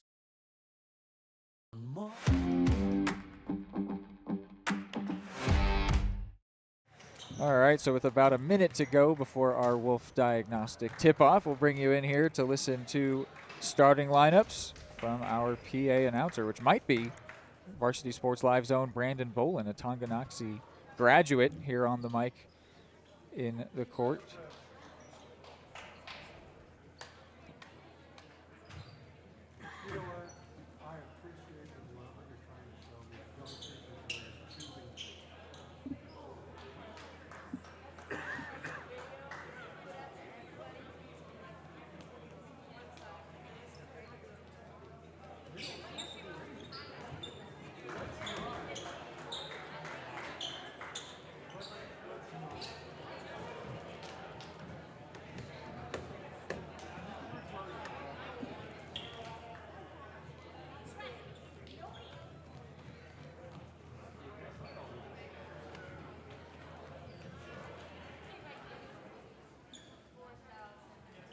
Good evening, ladies and gentlemen, and welcome to Tonganoxie High School in the 68th Annual Tonganoxie Invitational Basketball Tournament.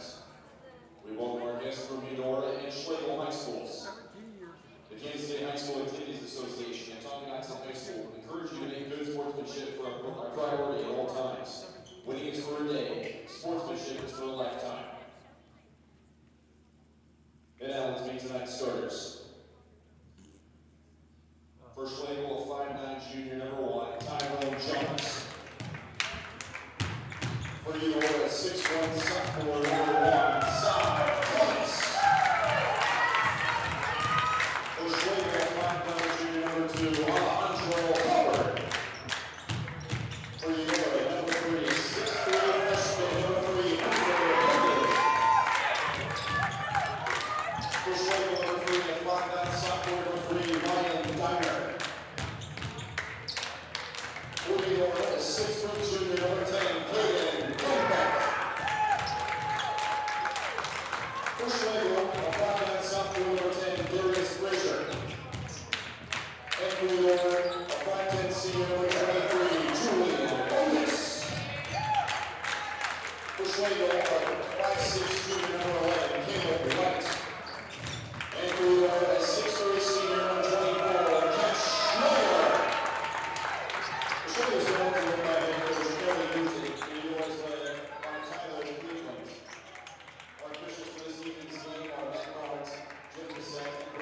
So it was indeed Varsity Sports Live's own Brandon Bolin, former voice of Paola Sports Live, now the voice of Spring Hill Sports Live, but also a Tongi grad here helping host this invitational tournament, running through those starting lineups.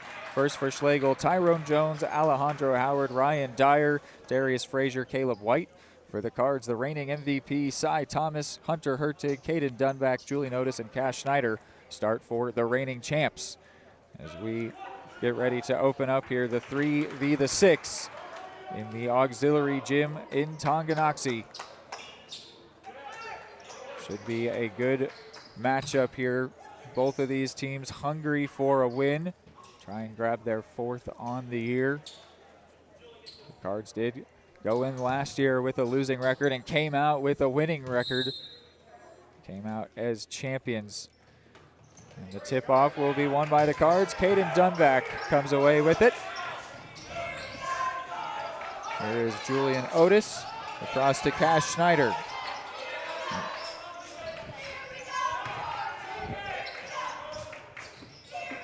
Schneider will take the first shot of the game and drain it.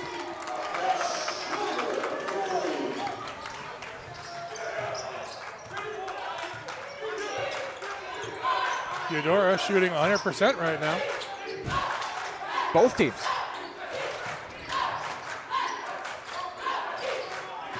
This is Ryan Dyer driving and then putting it out with a lot too much on it for Tyrone Jones.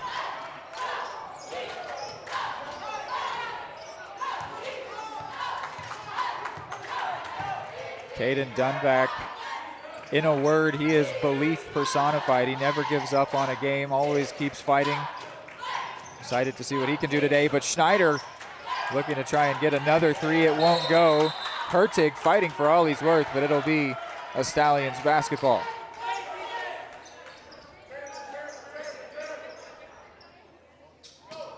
Cardinals move into an early full court press. Trying to keep Schlegel uncomfortable, might maybe even build on this early lead they've got.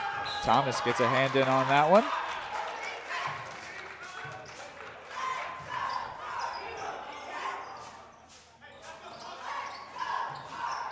Tyrone Jones inbounds to Caleb White.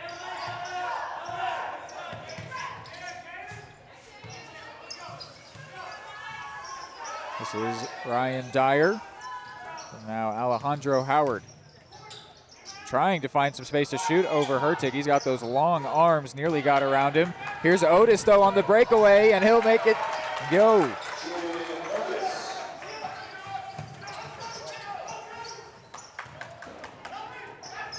Here's White all the way across to Jones. Jones steps up for the 3, no good.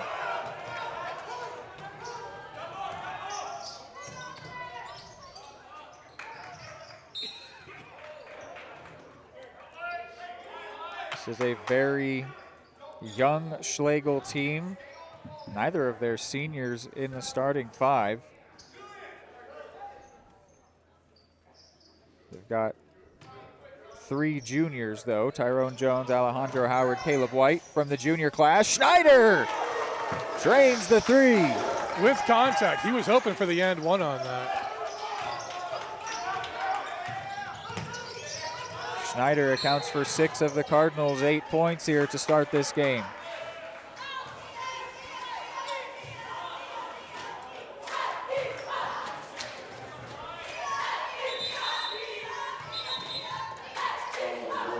The Stallions will make a change and send in one of their seniors, Josiah Evans. Stands 5'11".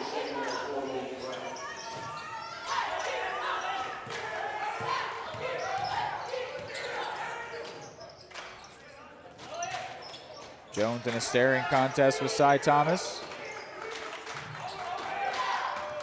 And Thomas was locked on that basketball, got a hand in on it, but couldn't take possession away for a prolonged amount of time. Otis flies it on the floor, but it's a backcourt violation.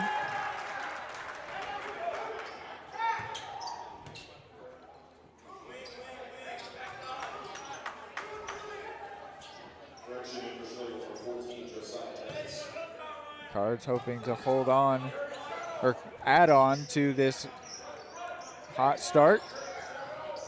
Schneider, could he do it again? He sure can. That's 3 already, and it'll induce a timeout. Schneider already has 9 points What are you seeing here 3.5 in or 2.5 into the start of this game? If you've gone scoreless at this point in time, like poor Schlegel has, and you're forced to spend a timeout this early in the match, you know things aren't going your way just yet. So the coach is going to try to get them calmed down, tell them how to deal with that full court press, tell them to focus on those open shots, good passing. It's going to be rebounding. They did not even go down for the rebound on one of their shots that should have been contested. So he's talking basics right now, I about guarantee it. So what's one key adjustment that you think Schlegel might make out of this timeout? I would say rebounding. They need to get on both. They need to get on both boards and be more aggressive. Ryan Dyer trying to find a teammate, and he connects to Tyrone Jones. Double team on Dyer, and he's able to get through it, split it right down the middle. White wants a three, and he gets it. There's Schlegel's first points.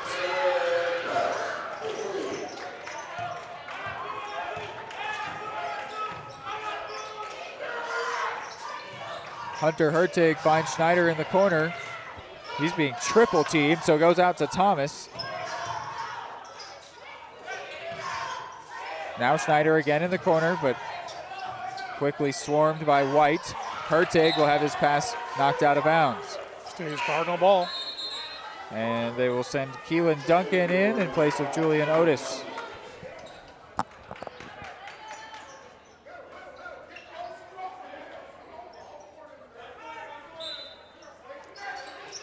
And the inbound goes straight to Evans, who pokes it back out. Thomas says, my bad. This time finds Duncan off the bench and onto the score sheet. That was exactly how a coach wants to use that stacked inbound play. Pull the first two players to distract the defense, and the third guy was wide open for the inbound. Schlegel need to create some points here however they can. Caleb White has all three of theirs thus far. Dyer gets that one to go very nicely. Even under a hard contested shot, he still was able to get it in. Pretty impressive. Schneider gets fouled. He'll go to the line. Thought he might get an and one. If he gets one, he'll hit double digits already before we're 4 minutes into the first quarter.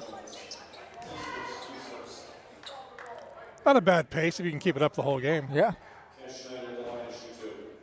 Could set a record there. That would be, what, 80 points?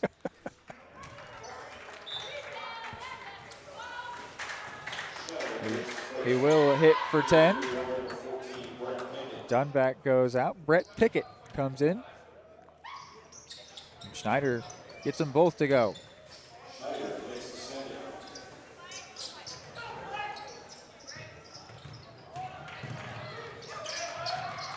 White was able to find his way through, but couldn't keep possession. Goes out right in front of the Cardinals bench, who emphatically make the correct call. It's our ball.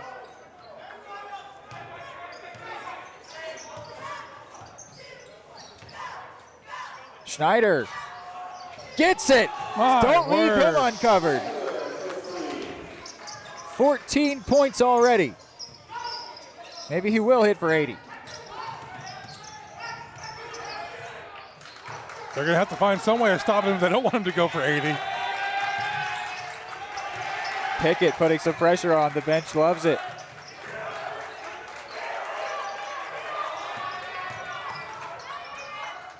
High pass. Evans able to bring it in.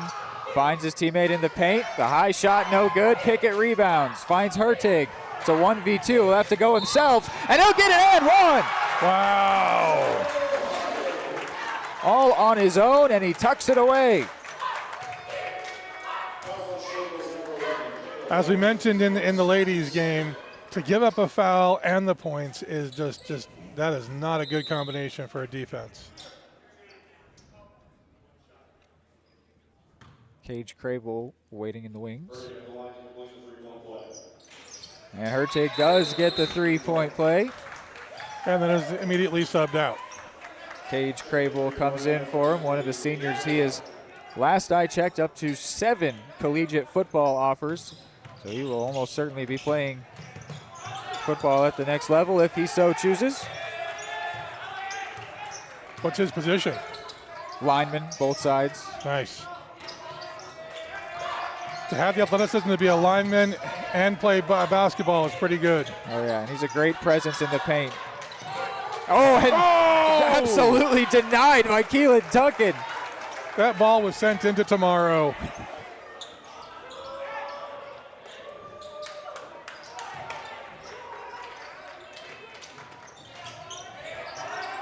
Jones in the corner under pressure from Duncan.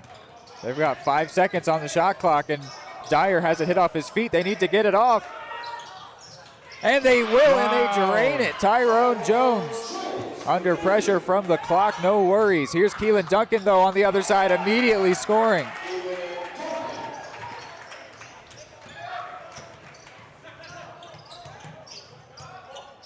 Cards scored the first 11 points of this game. Got themselves a 15-point lead at the moment. All kinds of pressure from Pickett. It's going to become a foul.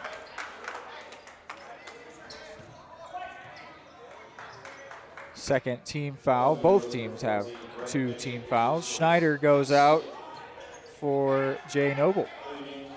And Thomas goes out for Dunback. Best way to stop him from scoring, get him on the bench.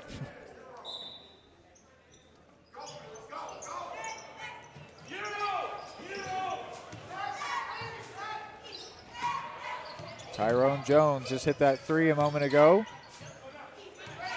This is Evans, the only senior on the court for Schlegel.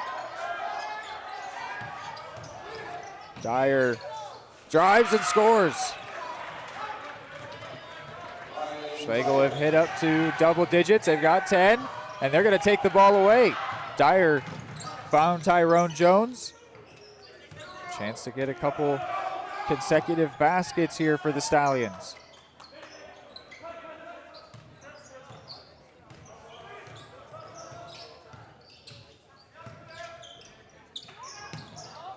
And that one will go for Jones. A second 3 ball for him.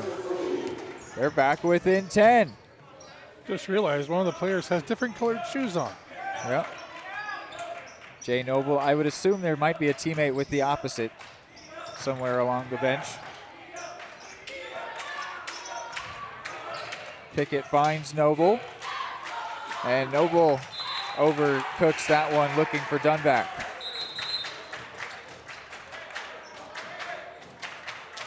I don't see a teammate with the opposite. So sometimes we've seen players switch one of each other's shoes. But I think Noble's he couldn't decide today. I really like my whites, I like my blacks, I'll wear one each. This is Tyrone Jones. He's already made a couple threes. Cards should be wary and not give him too much space. Under a minute to go. White looking for the basket but couldn't find it. Duncan finds Dunback, finds Otis, and he boots it. Cards' offense gone a little stale for the moment. Can Schlegel try and continue to shrink the deficit? They will make a sub. Send back in Alejandro Howard, who's in the starting 5 in place of Evans. They can hold off another 37 seconds or so. They'll have a chance to regroup on the quarter break.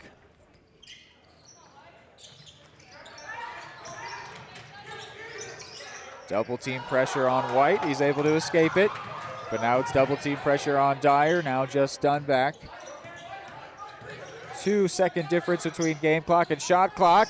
Jones misses from 3. Crable brings it down using that big frame. He finds Otis. Out to Dunback. Thought about the 3, but good defense. Shut it down. Duncan no good. 10 seconds left. Will we see another basket in the quarter? Well, Duncan will commit a foul. Team's 3rd.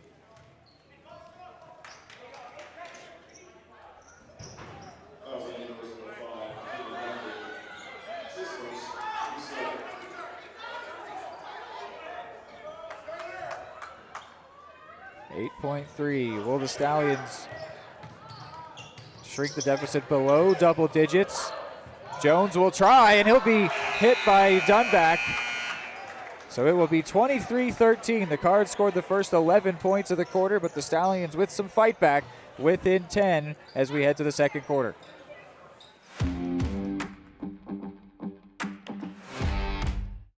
For the best care for your pet, choose DeSoto Veterinary Clinic.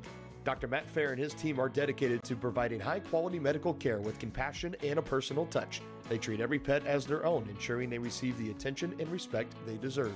For routine checkups, testing, vaccinations, chiropractic and acupuncture care, or surgical services, you can trust Dr. Fair and his team at DeSoto Veterinary Clinic. Call 913-585-1115 to schedule an appointment today or visit DeSotoVetClinic.com. More time before you wake up in the wild. Our natural world needs us now. Step by step, side by side, together, we can find a way to ensure that all life on Earth can thrive. To learn more about how you can help protect and conserve nature, visit nature.org. Cool. All right, back for the second quarter. Ran you through a bit of a recap right before the break, but Cardinals were up 11-0 to start this game, mostly thanks to Cash Schneider. They continued to score, but they did stop there for the last 2 or 3 minutes, I would say, with Schlegel getting back mainly thanks to Tyrone Jones, who was making it rain from 3. So it is a 10-point game. Certainly doable for the Stallions. The Cards would like to try and rebuild their lead, which got all the way out to 16 at one point.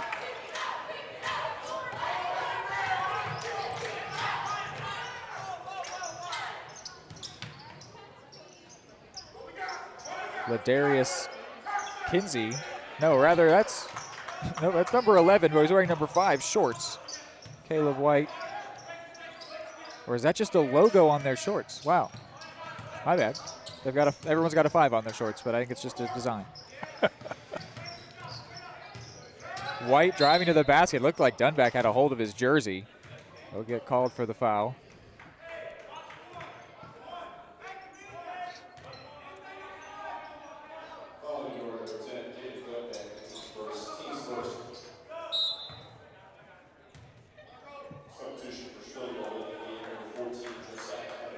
The senior Evans checks back in place of Howard.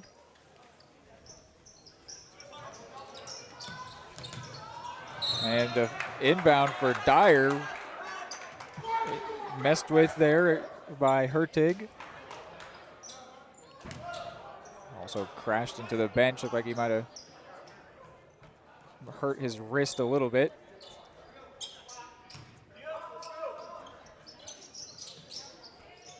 This is Caleb White. He got the first points of the game for the Stallions. It was a 3 in the corner. Those are all of the 3 points that he's got. Tyrone Jones made a couple threes to help bring them back, bring them where they are at this point in the game.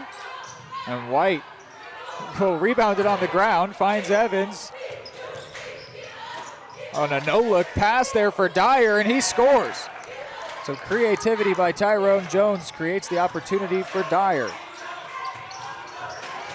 This is Schneider working to the basket and scoring. Showing he can do it all. He can come from the arc. He can put it in the paint. He's got 16.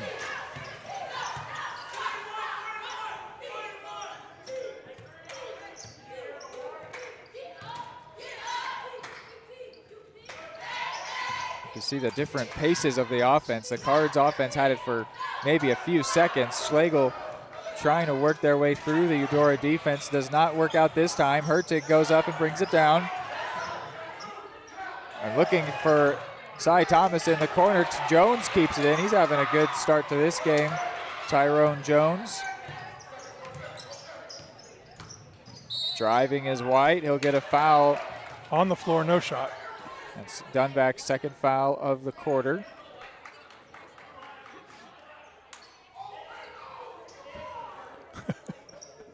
Schlegel coach unhappy the shot wasn't allowed. Oh, there was a good beat between the foul and the shot. And the ref was consistent all the way through, so.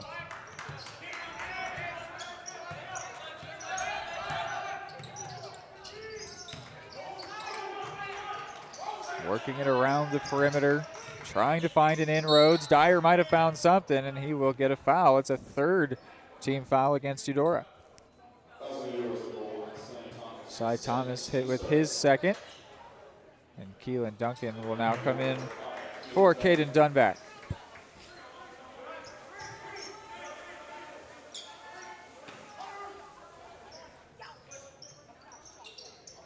White trying to find a teammate, able to connect with Evans, and then gets it back from him.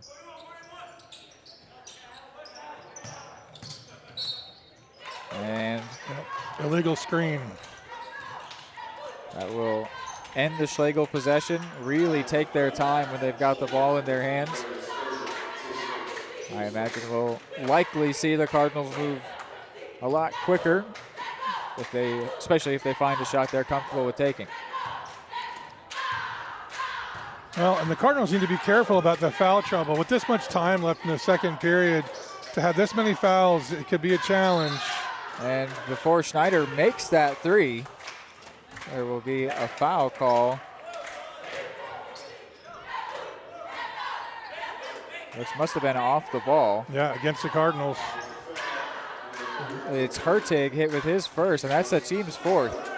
That's what you're mentioning there, Kevin. The Stallions almost certainly will find themselves in the bonus, and if they can be moderately effective from Pretty much everyone agreed that was a travel except for the referees.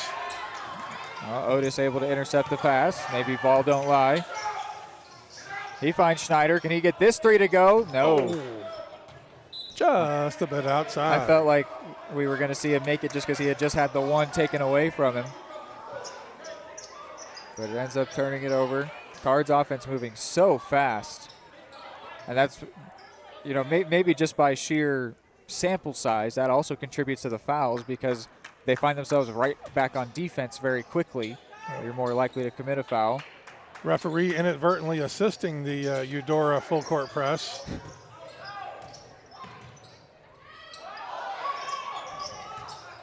A lot of pressure from the Cards. Dyer navigates it really well, finds Evans, who goes up, and doesn't get it. It'll be a Cards ball as well. Hertig must have tapped it off of Evans. He is still staring at the ref in disbelief that that's not going to be his basketball. And we will see a timeout. We'll go ahead and take a quick one here as well. Prescription drug pricing points to corporate. Freedom of the press is about your right to know. It's about your right to be informed. Today, there are real threats to press freedom and your right to know about the world around us. We must protect our right to know, no matter what kind of news is important to you. Before it's too late, understand the threats. ProtectPressFreedom.org. At Fort Scott Community.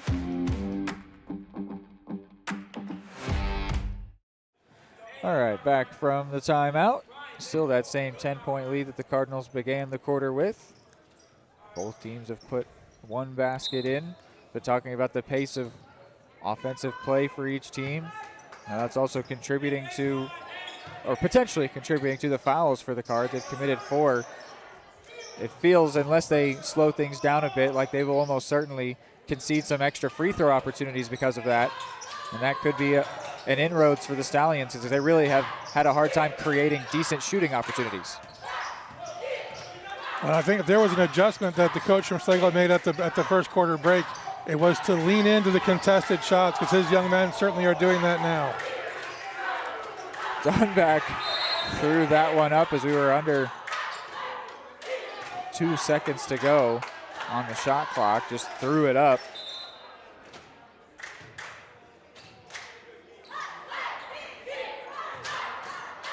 Schlegel coach over there. Yeah, John with the referee. Kelly Newton not liking something that the official called there. And now he's going to go and complain to the scorer's table as well. Maybe a foul got put on the wrong player in the scorebook. Not sure. Here's going for 3 was Dyer. No good. Thomas comes sprinting away with it. He's got Dunback in support. Duncan rather, but Hertig gets the putback. Those all-important offensive rebounds.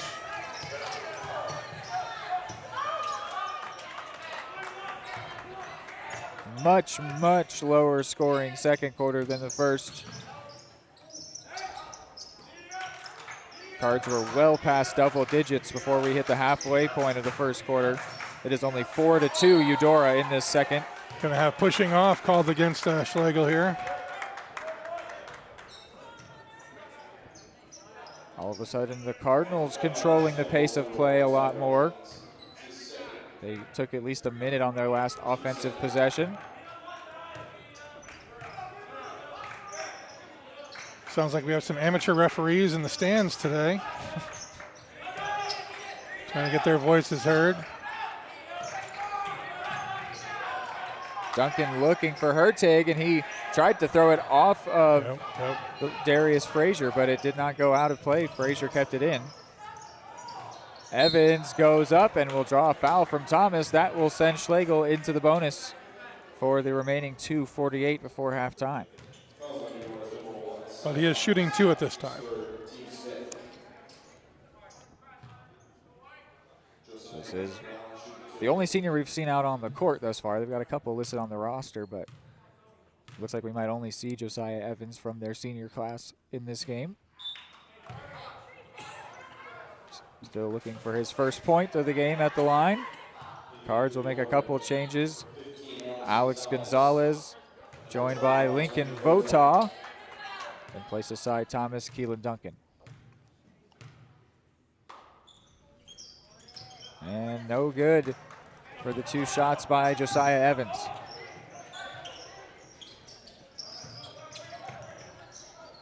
Gonzalez off the bench.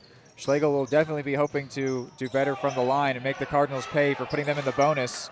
Otis no good from 3. White will go on his own, and it'll be a call against him. Wow. Lincoln Votaw draws the foul. Good job on the defense to get himself situated and don't move. Take the pain. Votaw comes up with a big smile. The bench all applaud. It's the 3rd team foul for Schlegel.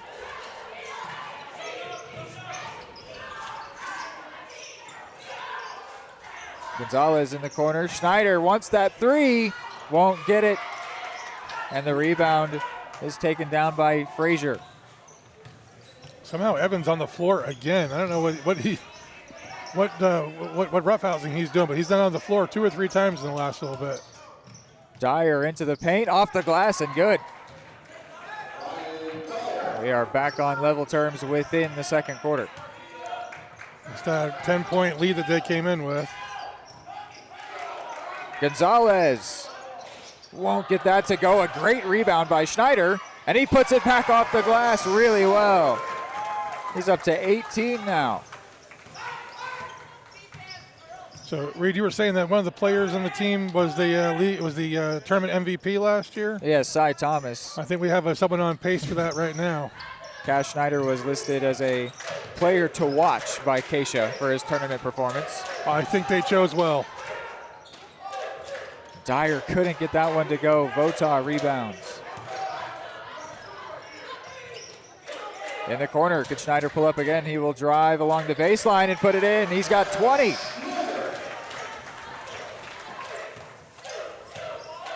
No one else in the game is up to double digits. Ryan Dyer is the closest for Schlegel with 8. Cash carrying 2/3 of the Cardinals' points. And that will be a shooting foul. Wouldn't have mattered. They're in the bonus anyway, but Votaw hit with a foul that sends Caleb White to the line. Try to add to the 3 points that he has thus far.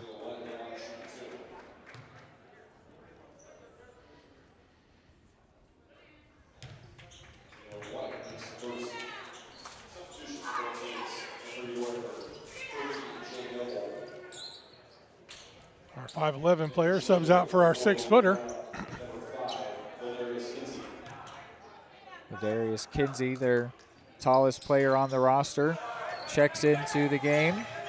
That's number 5, their freshman, along with Malik Brown. You got a timeout here for the Cardinals. Malik Brown, 5'8", sophomore, 36 seconds. Cards take a 30-second timeout. We'll go ahead and do the same. At Fort Scott Community College, we understand that a scary part of figuring out your future isn't only answering the question, what should I do, but where do I belong? Maybe you belong here, studying animal science or learning about farm and ranch management. Maybe you belong here as part of Hounds Hoops on the hardwood. I don't know where you've been or where you're headed, but I know we're saving a spot for you because you belong at Fort Scott Community College.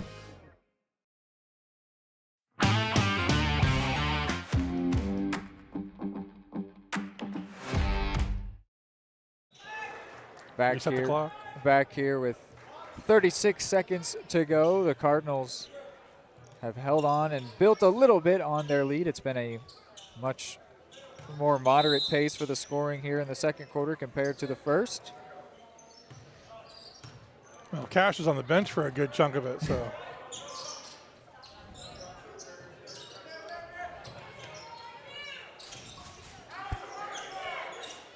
Back and forth between Vota and Noble right now. They'll have to pull up eventually. There's a 6-second difference between shot clock and game. It'll be Schneider. No good from 3. He made his first 3 threes of this game, but he's now on a streak of 0 for 4 from behind the line. Hertig rebounds and was going for the basket on a hook shot from inside his own paint. No good there. 31-18 will be our halftime score. We'll take a quick break. Be back with some halftime analysis.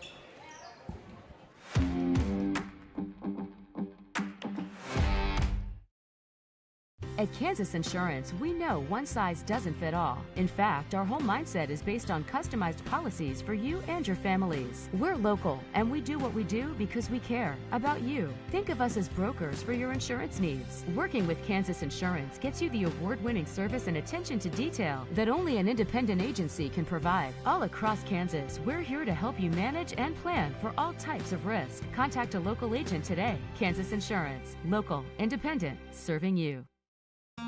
Everybody can make something because I think everyone has a spark of creativity, and the reason that I have to keep making is because I don't think my life would be as fulfilling without it. If you make things yourself, that means you're not cowering in fear. You're out there taking chances. That, I think, is my way of saying I love you to the world. All right, now I want to hear why you make. Share your own Why I Make story today. Visit whyimake.org.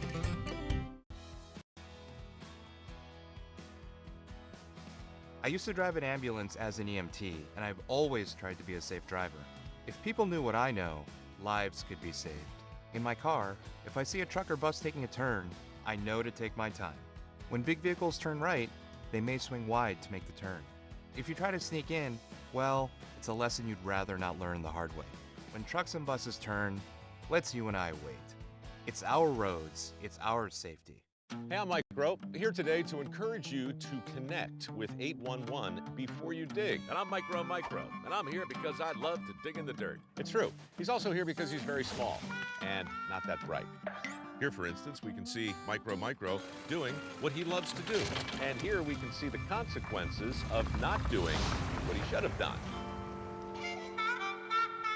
Dude, why did... All right, halftime show here brought to us by Attic Storage of Eudora. Attic offers climate-controlled units, RV, and vehicle storage, plus clean, move-in ready spaces. As a veteran-owned, community-focused business, Attic features monitored 24/7 access with friendly on-site managers. Rent, reserve, and pay online anytime at attic-storage.com. So, Kevin, the Cards scored the first 11 points. They've basically held on to that lead. They've pushed it out a little bit more right now for the time being. Their biggest lead was up, they got up to 16. I don't think that it's been smaller than 10 for quite a while. It did shrink to 9 for a few seconds, but that didn't last very long. Yeah, so what do you make of this first half, and then maybe some adjustments as well? But first, analyze what we've seen thus far. Right, so the first quarter was great. We had Cash out there dropping threes like bombs. And then they went a little bit cold in the second quarter. So as a coach, we can talk about, look, so the quality of shots wasn't bad. So it's about being choosy. Tell your shooters to keep shooting, right? So if your guy drops a handful of threes and then he goes a little bit cold, but you know what Cash didn't give up? He was in the paint, he was scoring, he was doing layups, he was rebounding, all the things you want of a up-and-coming player as he was been labeled. And I think he's doing the work. So here and then the halftime adjustments, right? Coach is talking about the basics, right? They're doing it right. If you can hold your opponent under 20 in the first half, the defense is doing their job. And a handful of those were threes that Schlegel was able to drop. Really even fewer shots made. So they're doing fine. It's going to be about being choosy with their shots and don't be shy. Keep shooting and they'll make those adjustments. What about for Schlegel? What can they try and do to try and get back into it?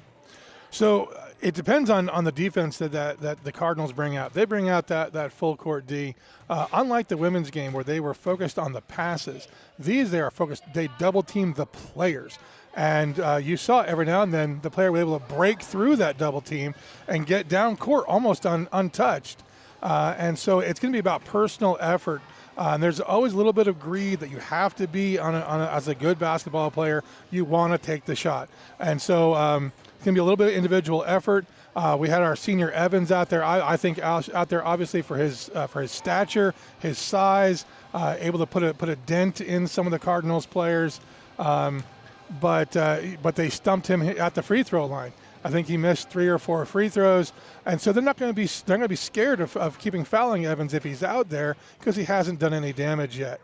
And so I would say that coach needs to get him lower in the paint, make those shots easier, make those simple layups with board taps, and make those and ones. And if he makes or doesn't make the and one, it's not as crucial as if he makes those tight layups. Yeah, Schlegel got into the bonus with 2:48 to go before halftime and only scored 1 free throw after that point. We thought that might be a lot more costly for the Cardinals. And never used the 1-and-1. Yeah. They only got two times. They had 2 shooting penalties. So that contact, that they need to get more aggressive. Yeah, Cards basically ended up getting away with that one. We'll see if foul trouble becomes a part of the second half.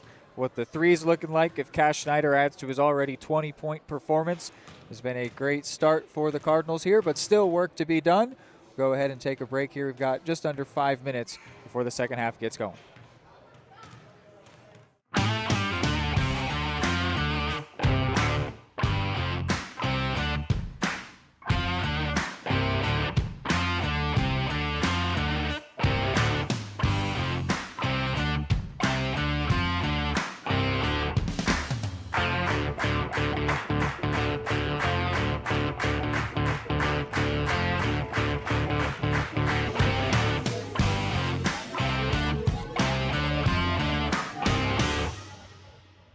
Are you looking for a trusted partner in pet care? Look no further than Eudora Animal Hospital, proudly serving Eudora and the surrounding area since 1975. Eudora Animal Hospital offers a wide range of services, including wellness exams, surgeries, routine vaccinations, and emergency care.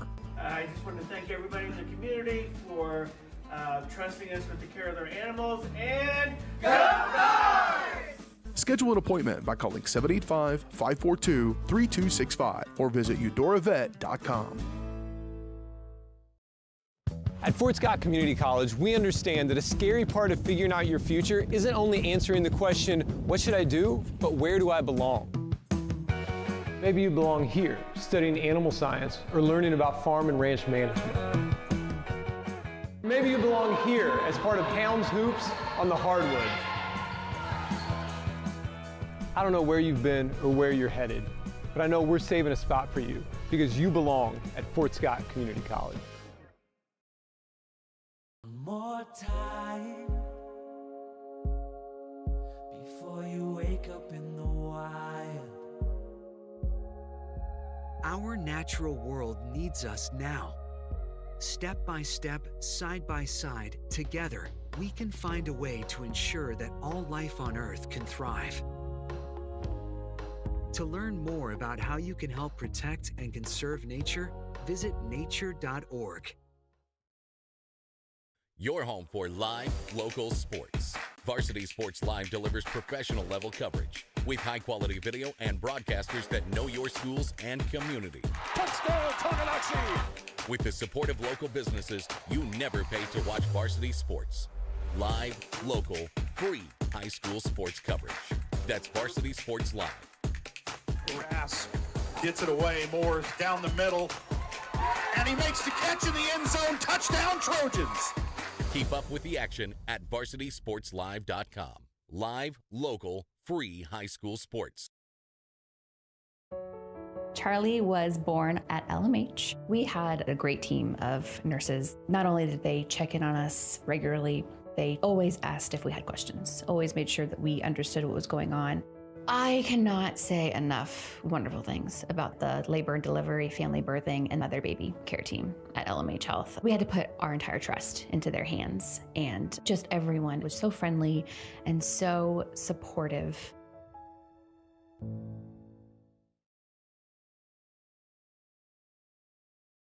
Are you looking for a trusted partner in pet care? Look no further than Eudora Animal Hospital, proudly serving Eudora and the surrounding area since 1975. Eudora Animal Hospital offers a wide range of services, including wellness exams, surgeries, routine vaccinations, and emergency care.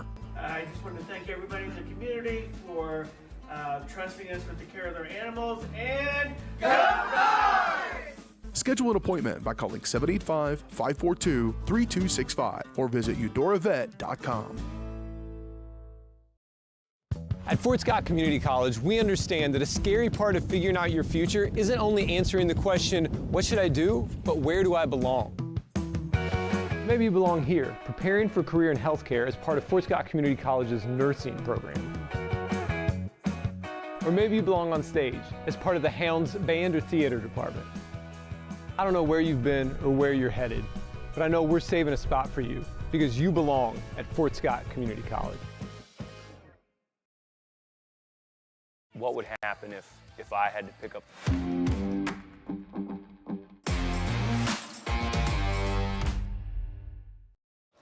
All right, we are back in here for the second half of this game.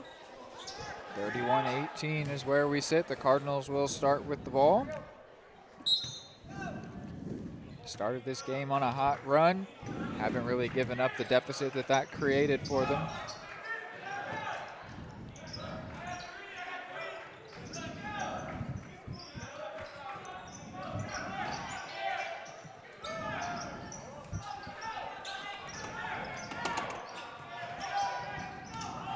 Schneider finds Otis.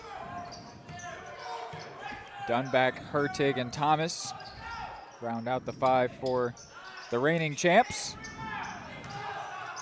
Oh, and as we hope, they haven't been scared of getting the ball up. And they've been setting themselves up in the paint for the rebounds. So those are good steps in traditional basketball right there. Hertig gets the first points of the second half, puts him up to 7 in the game.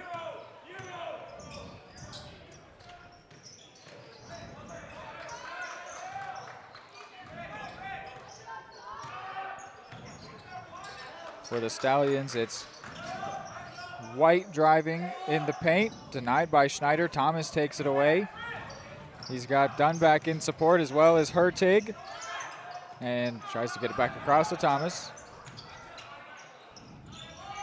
who can't put that one away nor grab the rebound, but it will be a Cards ball. For the Stallions, out on the floor, Tyrone Jones, Alejandro Howard, Ryan Dyer, Darius Frazier, and Caleb White. Here is Schneider, and he gets it.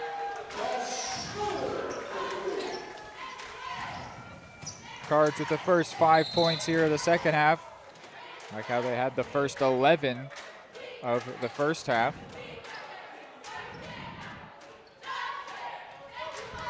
First foul on the Cardinals.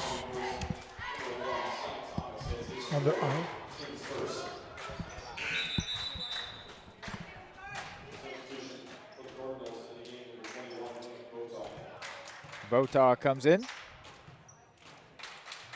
place of Cy Thomas, who is now in foul trouble. He got hit with the foul, and he is up to 4.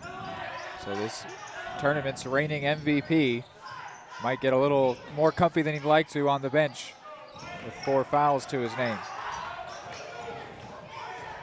Well, and traditionally you'd see a coach start platooning that player. Oh, and White drains the three. Go ahead, Kevin.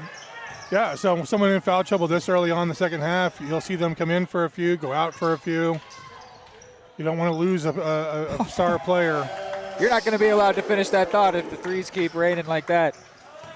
Schneider up to 26 points in this game. He's made 5 3-pointers. As we talked about at halftime, shooters gotta shoot.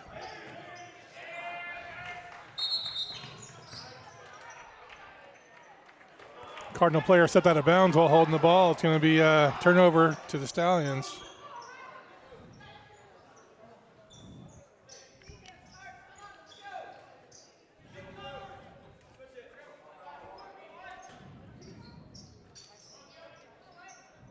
Cardinals leading the quarter 8-3.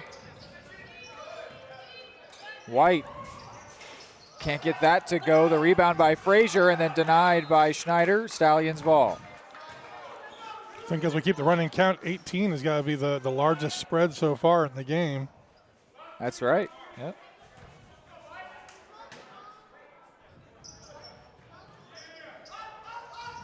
Strong defense on the inbound. Oh, and they'll say that Schneider got a piece of that. He's not complaining, so I guess that must be right. To me, it almost looked like it went out off of Frazier, the Stallions player, but will stay in the hands of Schlegel. White looking to try and find someone inbounds. Here's Tyrone Jones just staying in front of his own bench.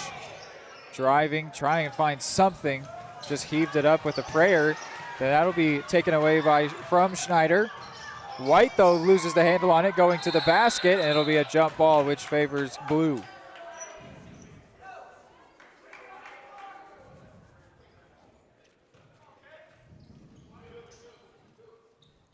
A little bit of sloppy play from both sides there for a second. Couple of subs here before we restart. Crable and Duncan for Hertig and Otis.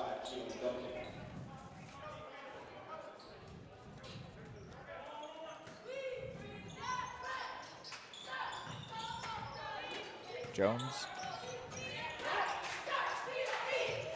Dyer hands it to Howard.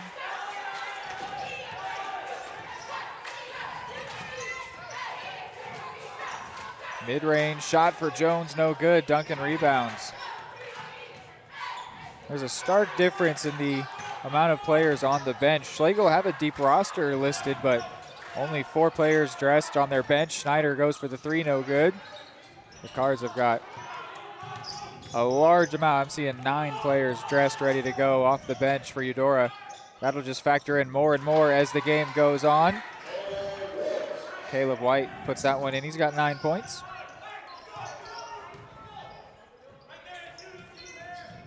Votah, Crable, back for Votah. He wants a 3. Won't get it. Might grab the rebound, though he will. Tremendous hustle there on top of the paint, outside the arc. Duncan can't get that to go. Dyer trying to go as quick as he can, catch the Cardinals defense napping. He'll try to go himself. Schneider, though, gets a hand in on it. White recovers. Bounce pass to Jones, who didn't get the handle.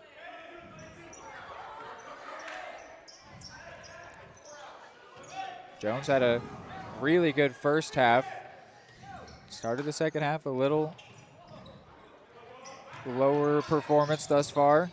Duncan has to go up high to get that, and then ends up giving it away to White. He's got a 2v1, he and Jones. He'll go to Jones. The pass a little bit inaccurate, slowed him down a bit, which allowed the Cardinals to catch up, but Stallions do maintain possession. And that's going to be a shooting foul. White will go to the line where he's 1 for 2. It's also a second team foul against Eudora. Which is a fine pace in the third quarter. If you're over halfway in and only giving up 2, and you haven't given up a ton of points, you're doing it good. You're doing a good job out there. And it's only Duncan's second.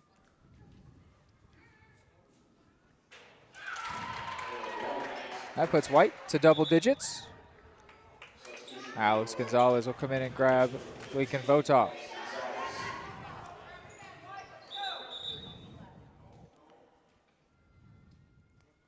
Schlegel have a sub waiting, but not going to go through with it yet. Going to be for the shooter, most likely, hoping he drops this and then can do the substitution. And he does. He's now up to 3 of 4 at the line with 11 points to his name.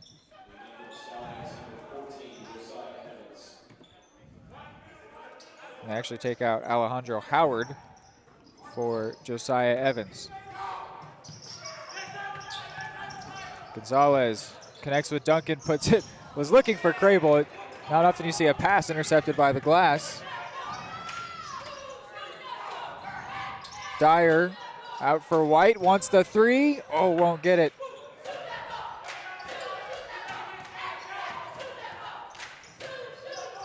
Cards have done a great job of maintaining a double-digit lead since they built it almost immediately in this game.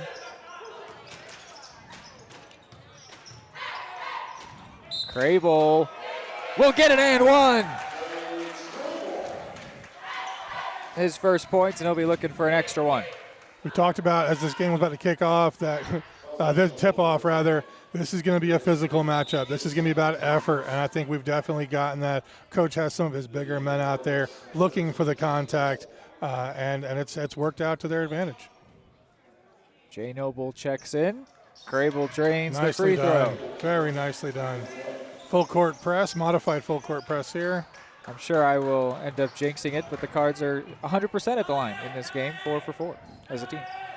Announcers jinx implemented. Great job. Here's Evans.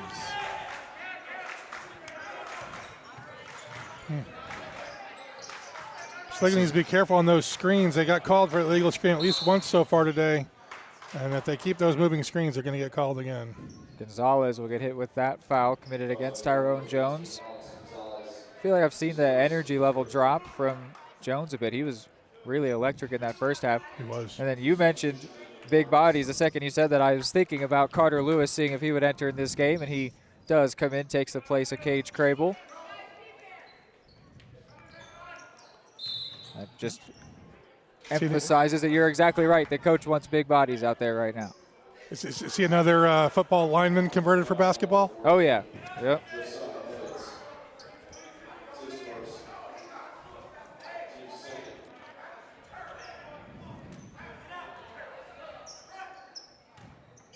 Cardinals can't be so lax on those inbounds. They need to be more intentional. Pickett finds Lewis in the paint, goes out to Schneider. They move it all the way back around to Pickett. Gonzalez, high arcing shot just off the front of the rim, no good. White steps into Gonzalez. The foul will be called against Alex Gonzalez, so to the line goes White. Gonzalez is second, team's fourth, so another would send Schlegel into the bonus. But we mentioned they went into the bonus with almost 3 minutes remaining before halftime and only got 1 point from it, which did come from Caleb White, who is shooting 100 from the line in the second half.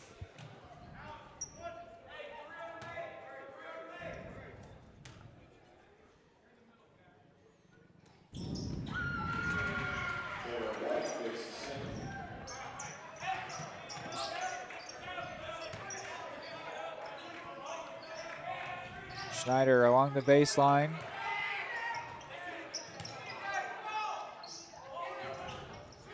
Great move to find Gonzalez, and then the pass back to Schneider was the right height for him. Noble in a little bit of room. Oh, a great pass for Gonzalez, but he couldn't tuck that one away. That was visionary there from Noble. That's going to remain Cardinals' ball, tipped out by the Stallions. Got 8 seconds on the shot clock. Need to produce something somewhat quickly. If they can get him open, they might try and just get it in the hands of Lewis. Well, we got Cash out there. He'd be an obvious draw. They find Gonzalez into the corner for Noble. And there is Schneider. And in and out. Evans rebounds. Stallions basketball. In the corner, Jones, he was dangerous from 3. but that one had too much on it. Well, and he was challenged hard on the shot, and so he had to push it.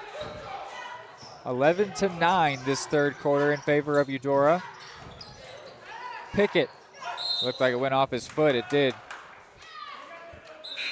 A minute to go. Hertig comes in for Cash Schneider.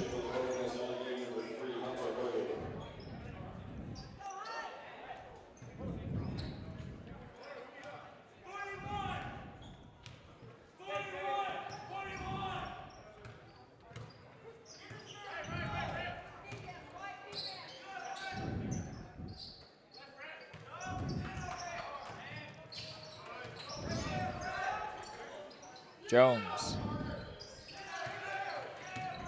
hasn't put up anything yet in terms of points in this second half. He has 6 points. They were on 2 threes, but he drained it in back-to-back Schlegel possessions. Here's White going for it, and he gets it.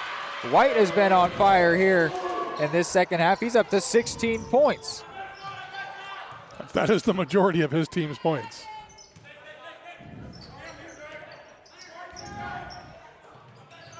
Shot clock is off. About 10 seconds remaining here.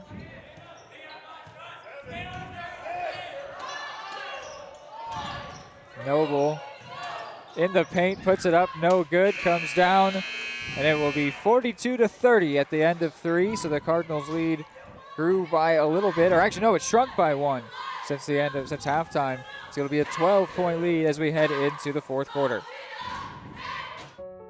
Charlie was born at LMH. We had a great team of nurses. Not only did they check in on us regularly, they always asked if we had questions, always made sure that we understood what was going on.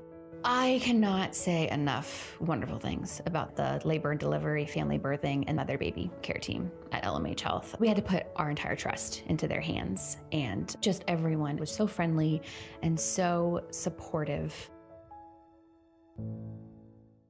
Are you looking for a trusted partner in pet care? Look no further than Eudora Animal Hospital, proudly serving Eudora and the surrounding area since 1975. Eudora Animal Hospital offers a wide range of services, including wellness exams, surgeries, routine vaccinations, and emergency care. I just want to thank everybody in the community for trusting us with the care of their animals, and go Dogs! Schedule an appointment by calling 785-542-3265 or visit eudoravet.com.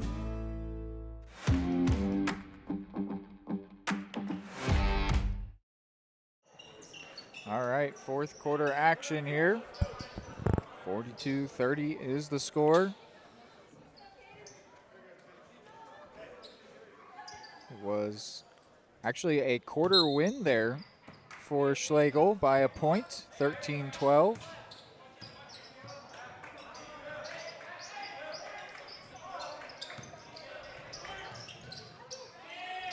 Dunback gets a little bit of room. Thomas is back out there for the Cards. He's up to 4 fouls, so we've seen a lot less of the reigning MVP, but he's off the bench, and he's actually got his first points tonight. He's not always needing to be the one scoring to make his difference out there. He's also great with assists and just moving the ball around, but he is typically one that can make a basket or two, especially a 3 if you're in a time of need, just as he did against Paola. White hit the ground hard there.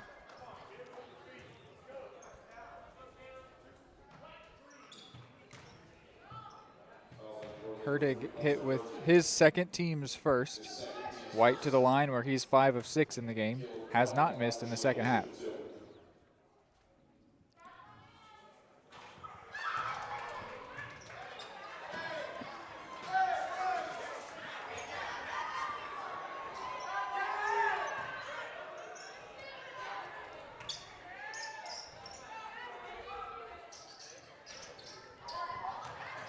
Six of 8 now in the game. Cards come down with the ball. Thomas in the corner.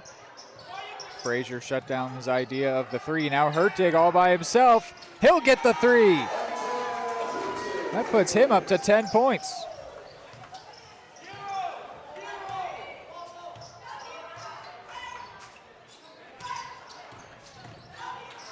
Oh, and Jones lost the handle, but able to recover. Now drives towards the basket, goes up through contact, off the glass, off the rim, and almost grabs it. But it will be a Cardinals ball despite all of his effort.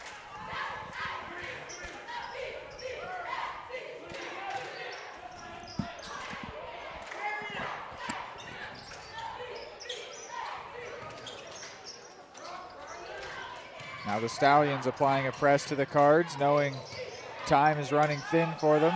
And it works. Only for a moment, though. White lost the handle on it. A couple times that's happened to him.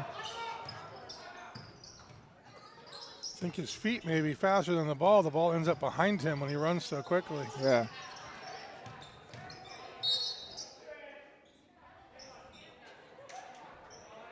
Looks to be a foul on the floor against the Stallions. That'll be on Darius Frazier.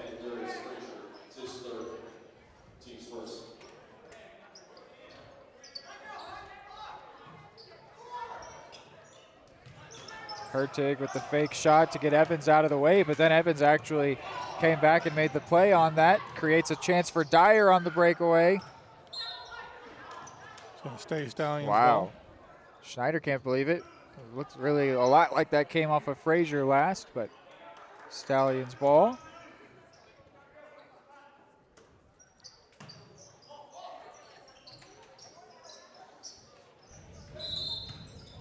And it's going to be a foul on Thomas. Should be his game. Oh, no, excuse me. No, it was on Frazier. His fourth, team second. My apologies. I thought Thomas was getting his day ended the way the referee was looking at him, but he might have been looking past him to Darius Frazier committing an off-ball foul. Here's Thomas. No good from three.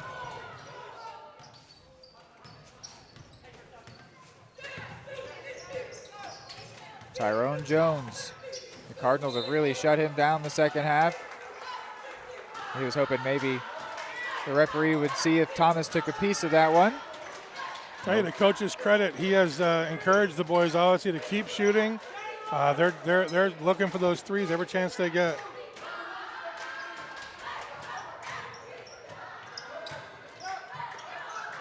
Schneider in the corner. Now Otis. Oh, no good off the front of the rim and out. Dyer.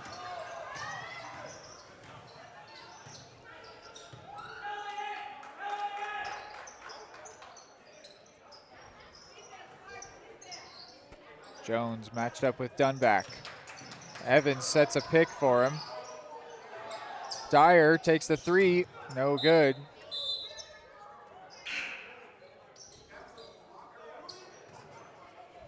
Now Evans is actually going to get hit with the foul. Was that for talking? This was the motion that he made. That might be flopping. I'm not familiar with that one. Adler Rooney comes into the game, but it was an odd screen that he set against Dunback for Evans, and he did hit the floor, as he has done many times tonight.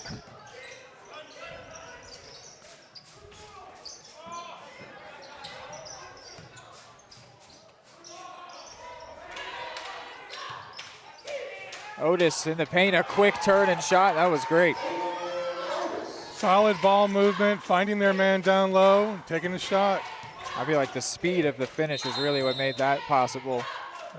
And now Schlegel call a timeout. We'll go ahead and take a quick break as well.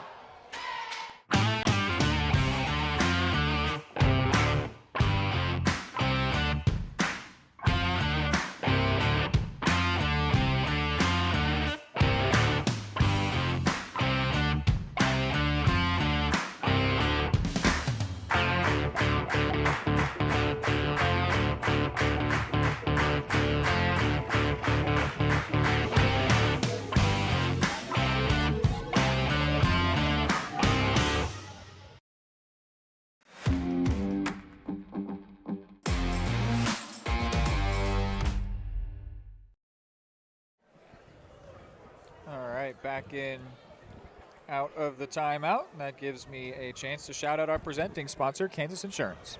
Kansas Insurance believes in taking time to issue personal care and attention to each individual client. To see how Kansas Insurance can help you protect what matters most, call 913-369-6600. Proudly bringing Eudora Sports Live to Cardinals fans everywhere. This will be a Schlegel inbound on their offensive half. Once again, they find themselves down 18 points, this time late in the game. They would really need to get going on a run, which they've had some miniature runs at some times here where they've connected 2, 3, maybe 4 baskets together without conceding. They would really have to get hot now.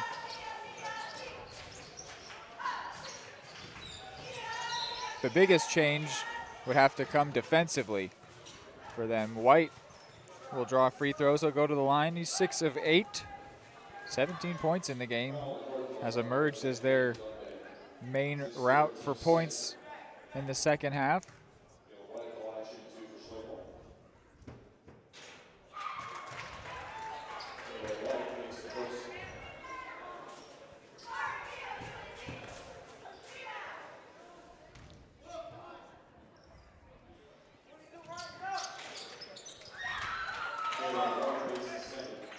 White has not been perfect, but he has been consistent from the free throw line. Cards still have Cy Thomas out there. Remember, he has 4 fouls to his name. Here he is. Schneider to Dunback.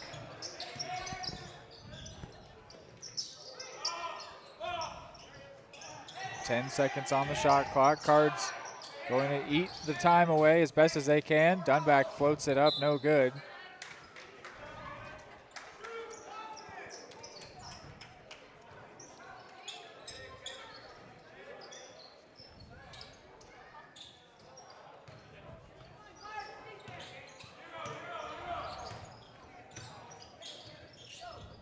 Jay Noble readies to come into the game.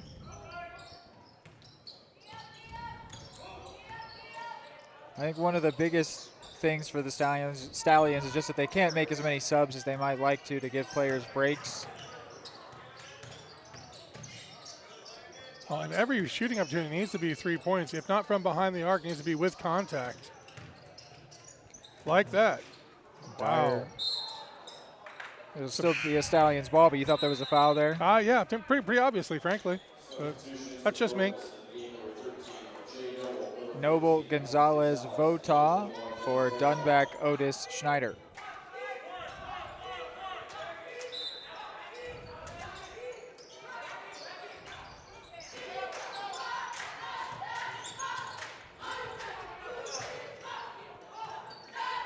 At this point in the game, coach should be willing to concede a few points to keep his guys from getting injured and into foul trouble.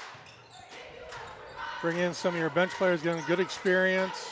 Jones finally gets a 3 again. It's been a while. Pretty one, too. His third 3-point ball of the game. Constitute all 9 of his points. Noble trying to get a quick response, won't get it. Jones rebounds. What can he do? Step back shot. No good. Rebound, though, still being fought for, and LAR comes away with it, tossing it to Thomas.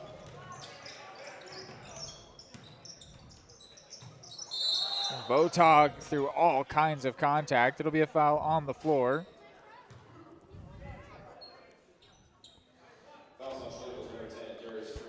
It's Frazier's 5th. That kind of drive is what Schlegel needs to be going for, drawing the contact and getting the shots up. The scoreboard saying that's Frazier's 5th foul. And the referees agree. So he's going to be done for the day. He was in the starting 5 for them.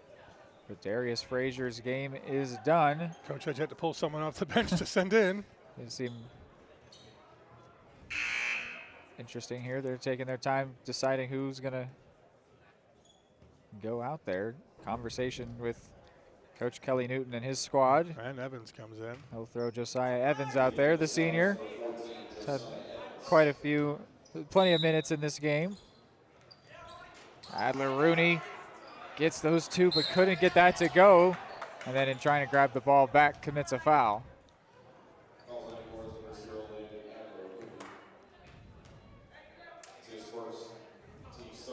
Team's third foul, both teams up to 3 apiece. Landon Adler-Rooney's first. They're going to get in there and throw those elbows like that. They're going to call it just about every time. 2 minutes to go in this game.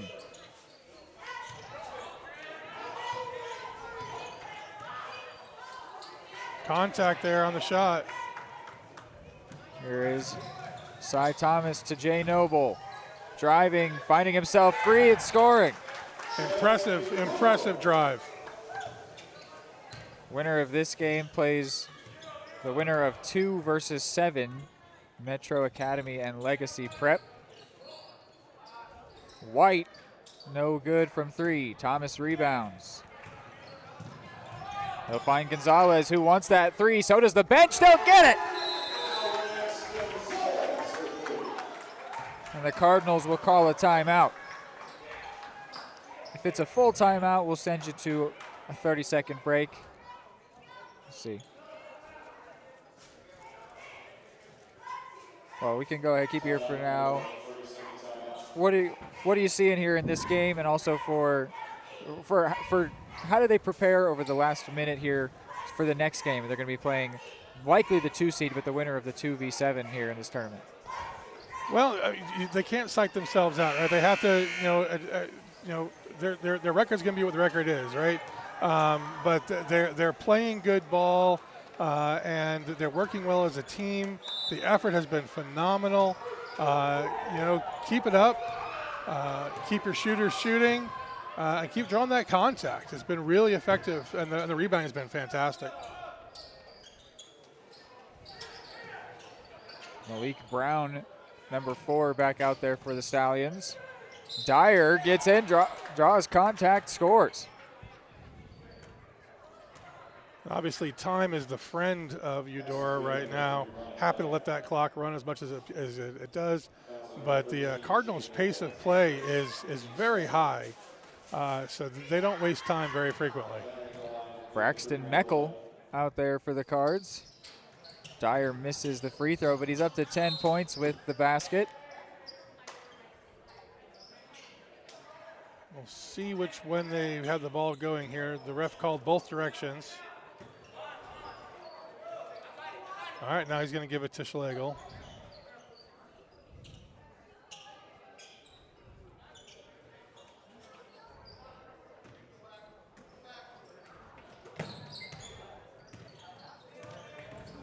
Driving is White, off the glass and good. He has been great this second half. That puts him up past 20.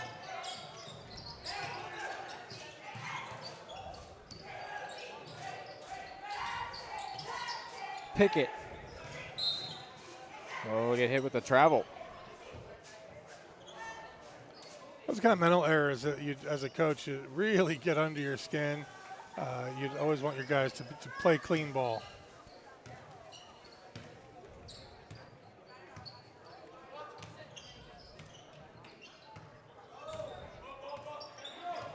As much time as Schlegel wants to use passing the ball around, Eudora should give them. I think they're resigned to accept their fate of what's happened in this game. They've put up a decent fight. The Cards will come out victorious here. The only question left is what will the final score be? And Evans will get his first points here and right at the death. That should be the final score. Vota dribbling around, taking off the end of this game. And so it is a 12-point victory in a game where the Cardinals scored the first 11 points. They held on to that lead that they built, and it is a comfortable win for them here in the end. So they will advance in the Tongi tournament. The defending champs win in the first round here. We will analyze this one on the post-game show, tell you what's next up on Varsity Sports Live, and then get out of here for the day and see you tomorrow. Keep it here for now, though. Are you looking for a trusted partner in pet care? Look no further than Eudora Animal Hospital, proudly serving Eudora and the surrounding area since 1975. Eudora Animal Hospital offers a wide range of services, including wellness exams, surgeries, routine vaccinations, and emergency care. I just want to thank everybody in the community for trusting us with the care of their animals, and go Dogs! Schedule an appointment by calling 785-542-3265 or visit eudoravet.com. More time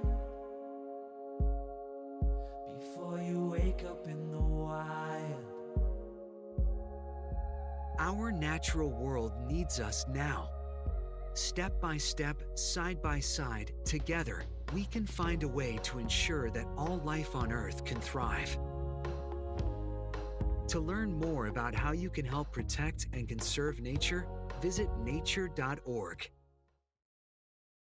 Your home for live, local sports. Varsity Sports Live delivers professional level coverage with high-quality video and broadcasters that know your schools and community.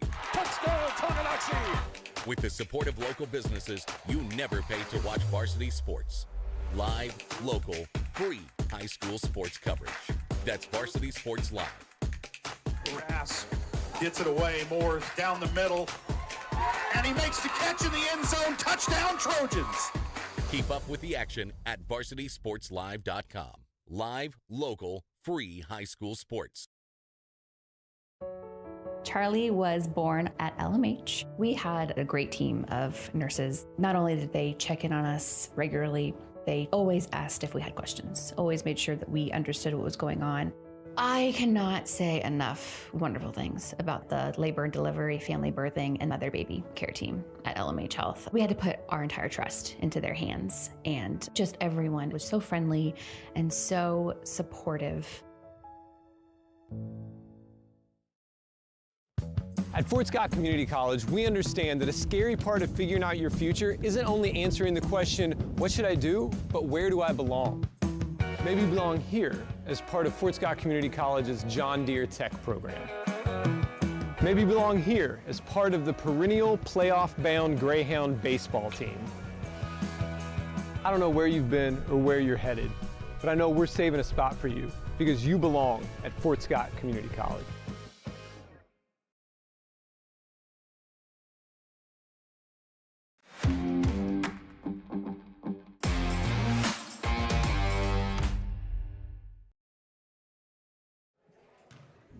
All right, post-game show here from Eudora Animal Hospital. For 40 years, Eudora Animal Hospital. Oh, okay, we're good. Eudora Animal Hospital has been caring for pets and livestock with fair pricing, trusted service, and compassionate care. Pet owners from across the region trust their four-legged friends to Eudora Animal Hospital. To learn more, visit eudoravet.com. So a good win for the Cards. I actually failed to mark down the final. Was it 54-42, right? Yes, it was. Was the final score. A 12-point victory for the Cards after they went on that 11-point run to start. They just really held on to that lead. They did never give up the lead or even really particularly close.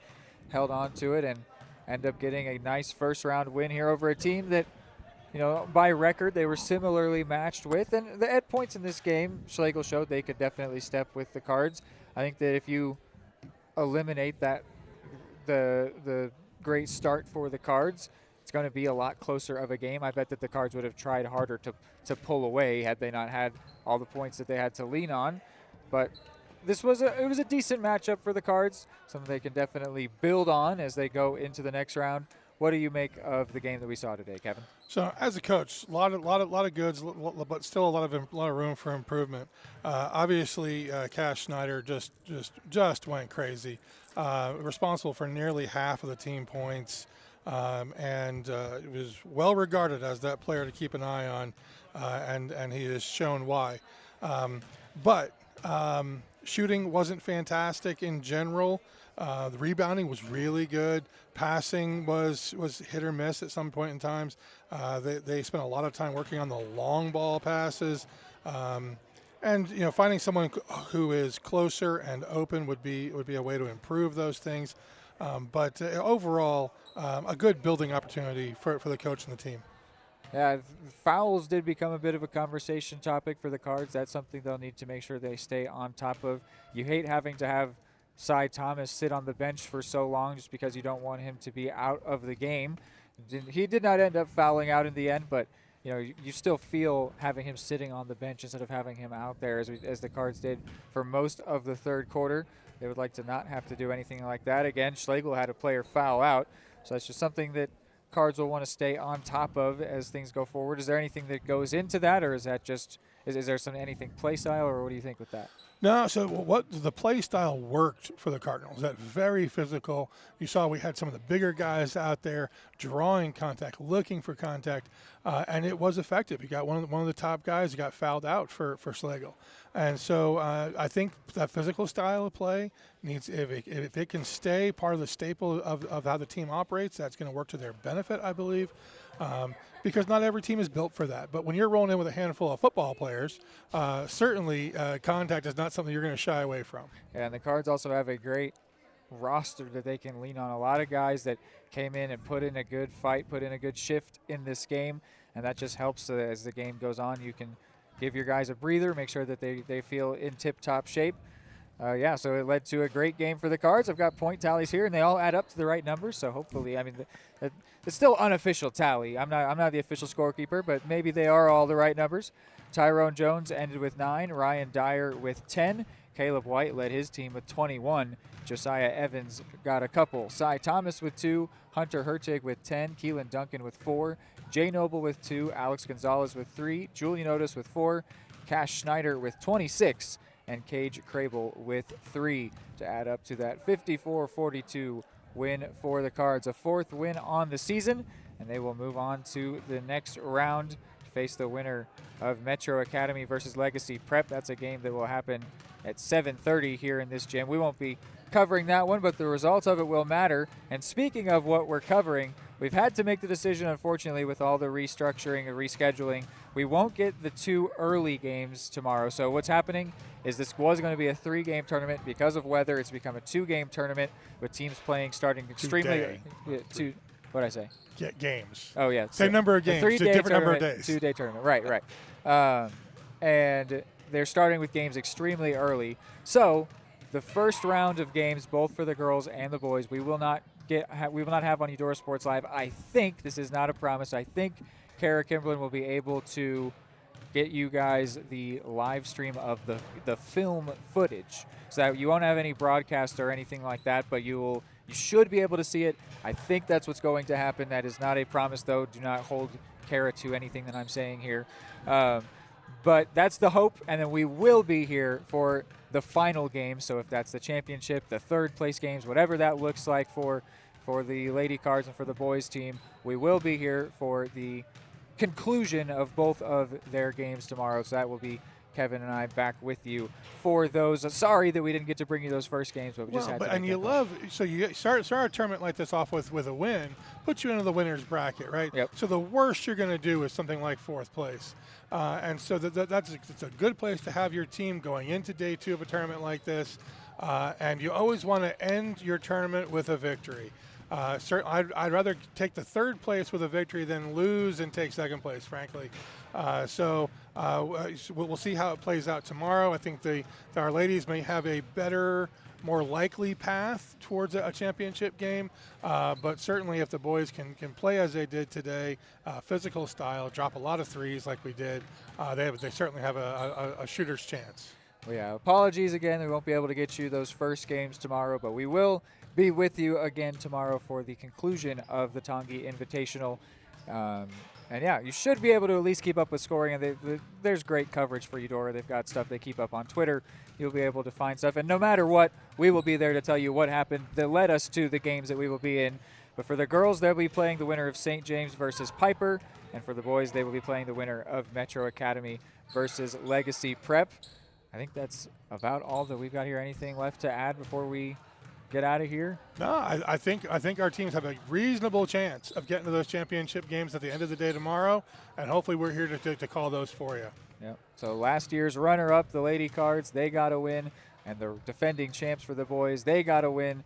2 victories for the Cardinals in the first round, where they were favored in both, but you still got to get the job done, and the Cardinals have done so today. So for Kevin McAvoy and myself, Reed McAvoy, Thank you so much for tuning in on Eudora Sports Live. We will see you tomorrow. Go Cardinals, and have a good rest of your afternoon.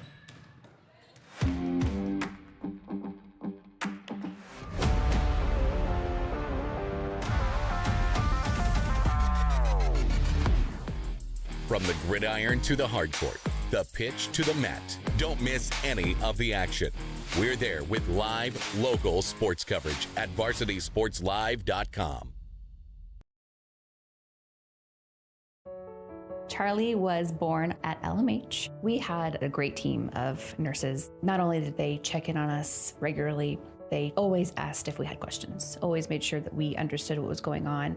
I cannot say enough wonderful things about the labor and delivery, family birthing, and mother baby care team at LMH Health. We had to put our entire trust into their hands, and just everyone was so friendly and so supportive. Everybody can make something, because I think everyone has a spark of creativity, and the reason that I have to keep making is because I don't think my life would be as fulfilling without it. If you make things yourself, that means you're not cowering in fear. You're out there taking chances. That, I think, is my way of saying I love you to the world. All right, now I want to hear why you make. Share your own Why I Make story today. Visit whyimake.org.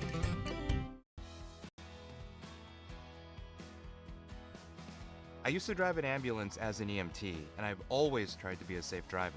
If people knew what I know, lives could be saved. In my car, if I see a truck or bus taking a turn, I know to take my time. When big vehicles turn right, they may swing wide to make the turn. If you try to sneak in, well, it's a lesson you'd rather not learn the hard way. When trucks and buses turn, let's you and I wait. It's our roads, it's our safety. At Kansas Insurance, we know one size doesn't fit all. In fact, our whole mindset is based on customized policies for you and your families. We're local, and we do what we do because we care about you. Think of us as brokers for your insurance needs. Working with Kansas Insurance gets you the award-winning service and attention to detail that only an independent agency can provide. All across Kansas, we're here to help you manage and plan for all types of risk. Contact a local agent today. Kansas Insurance. Local, independent, serving you.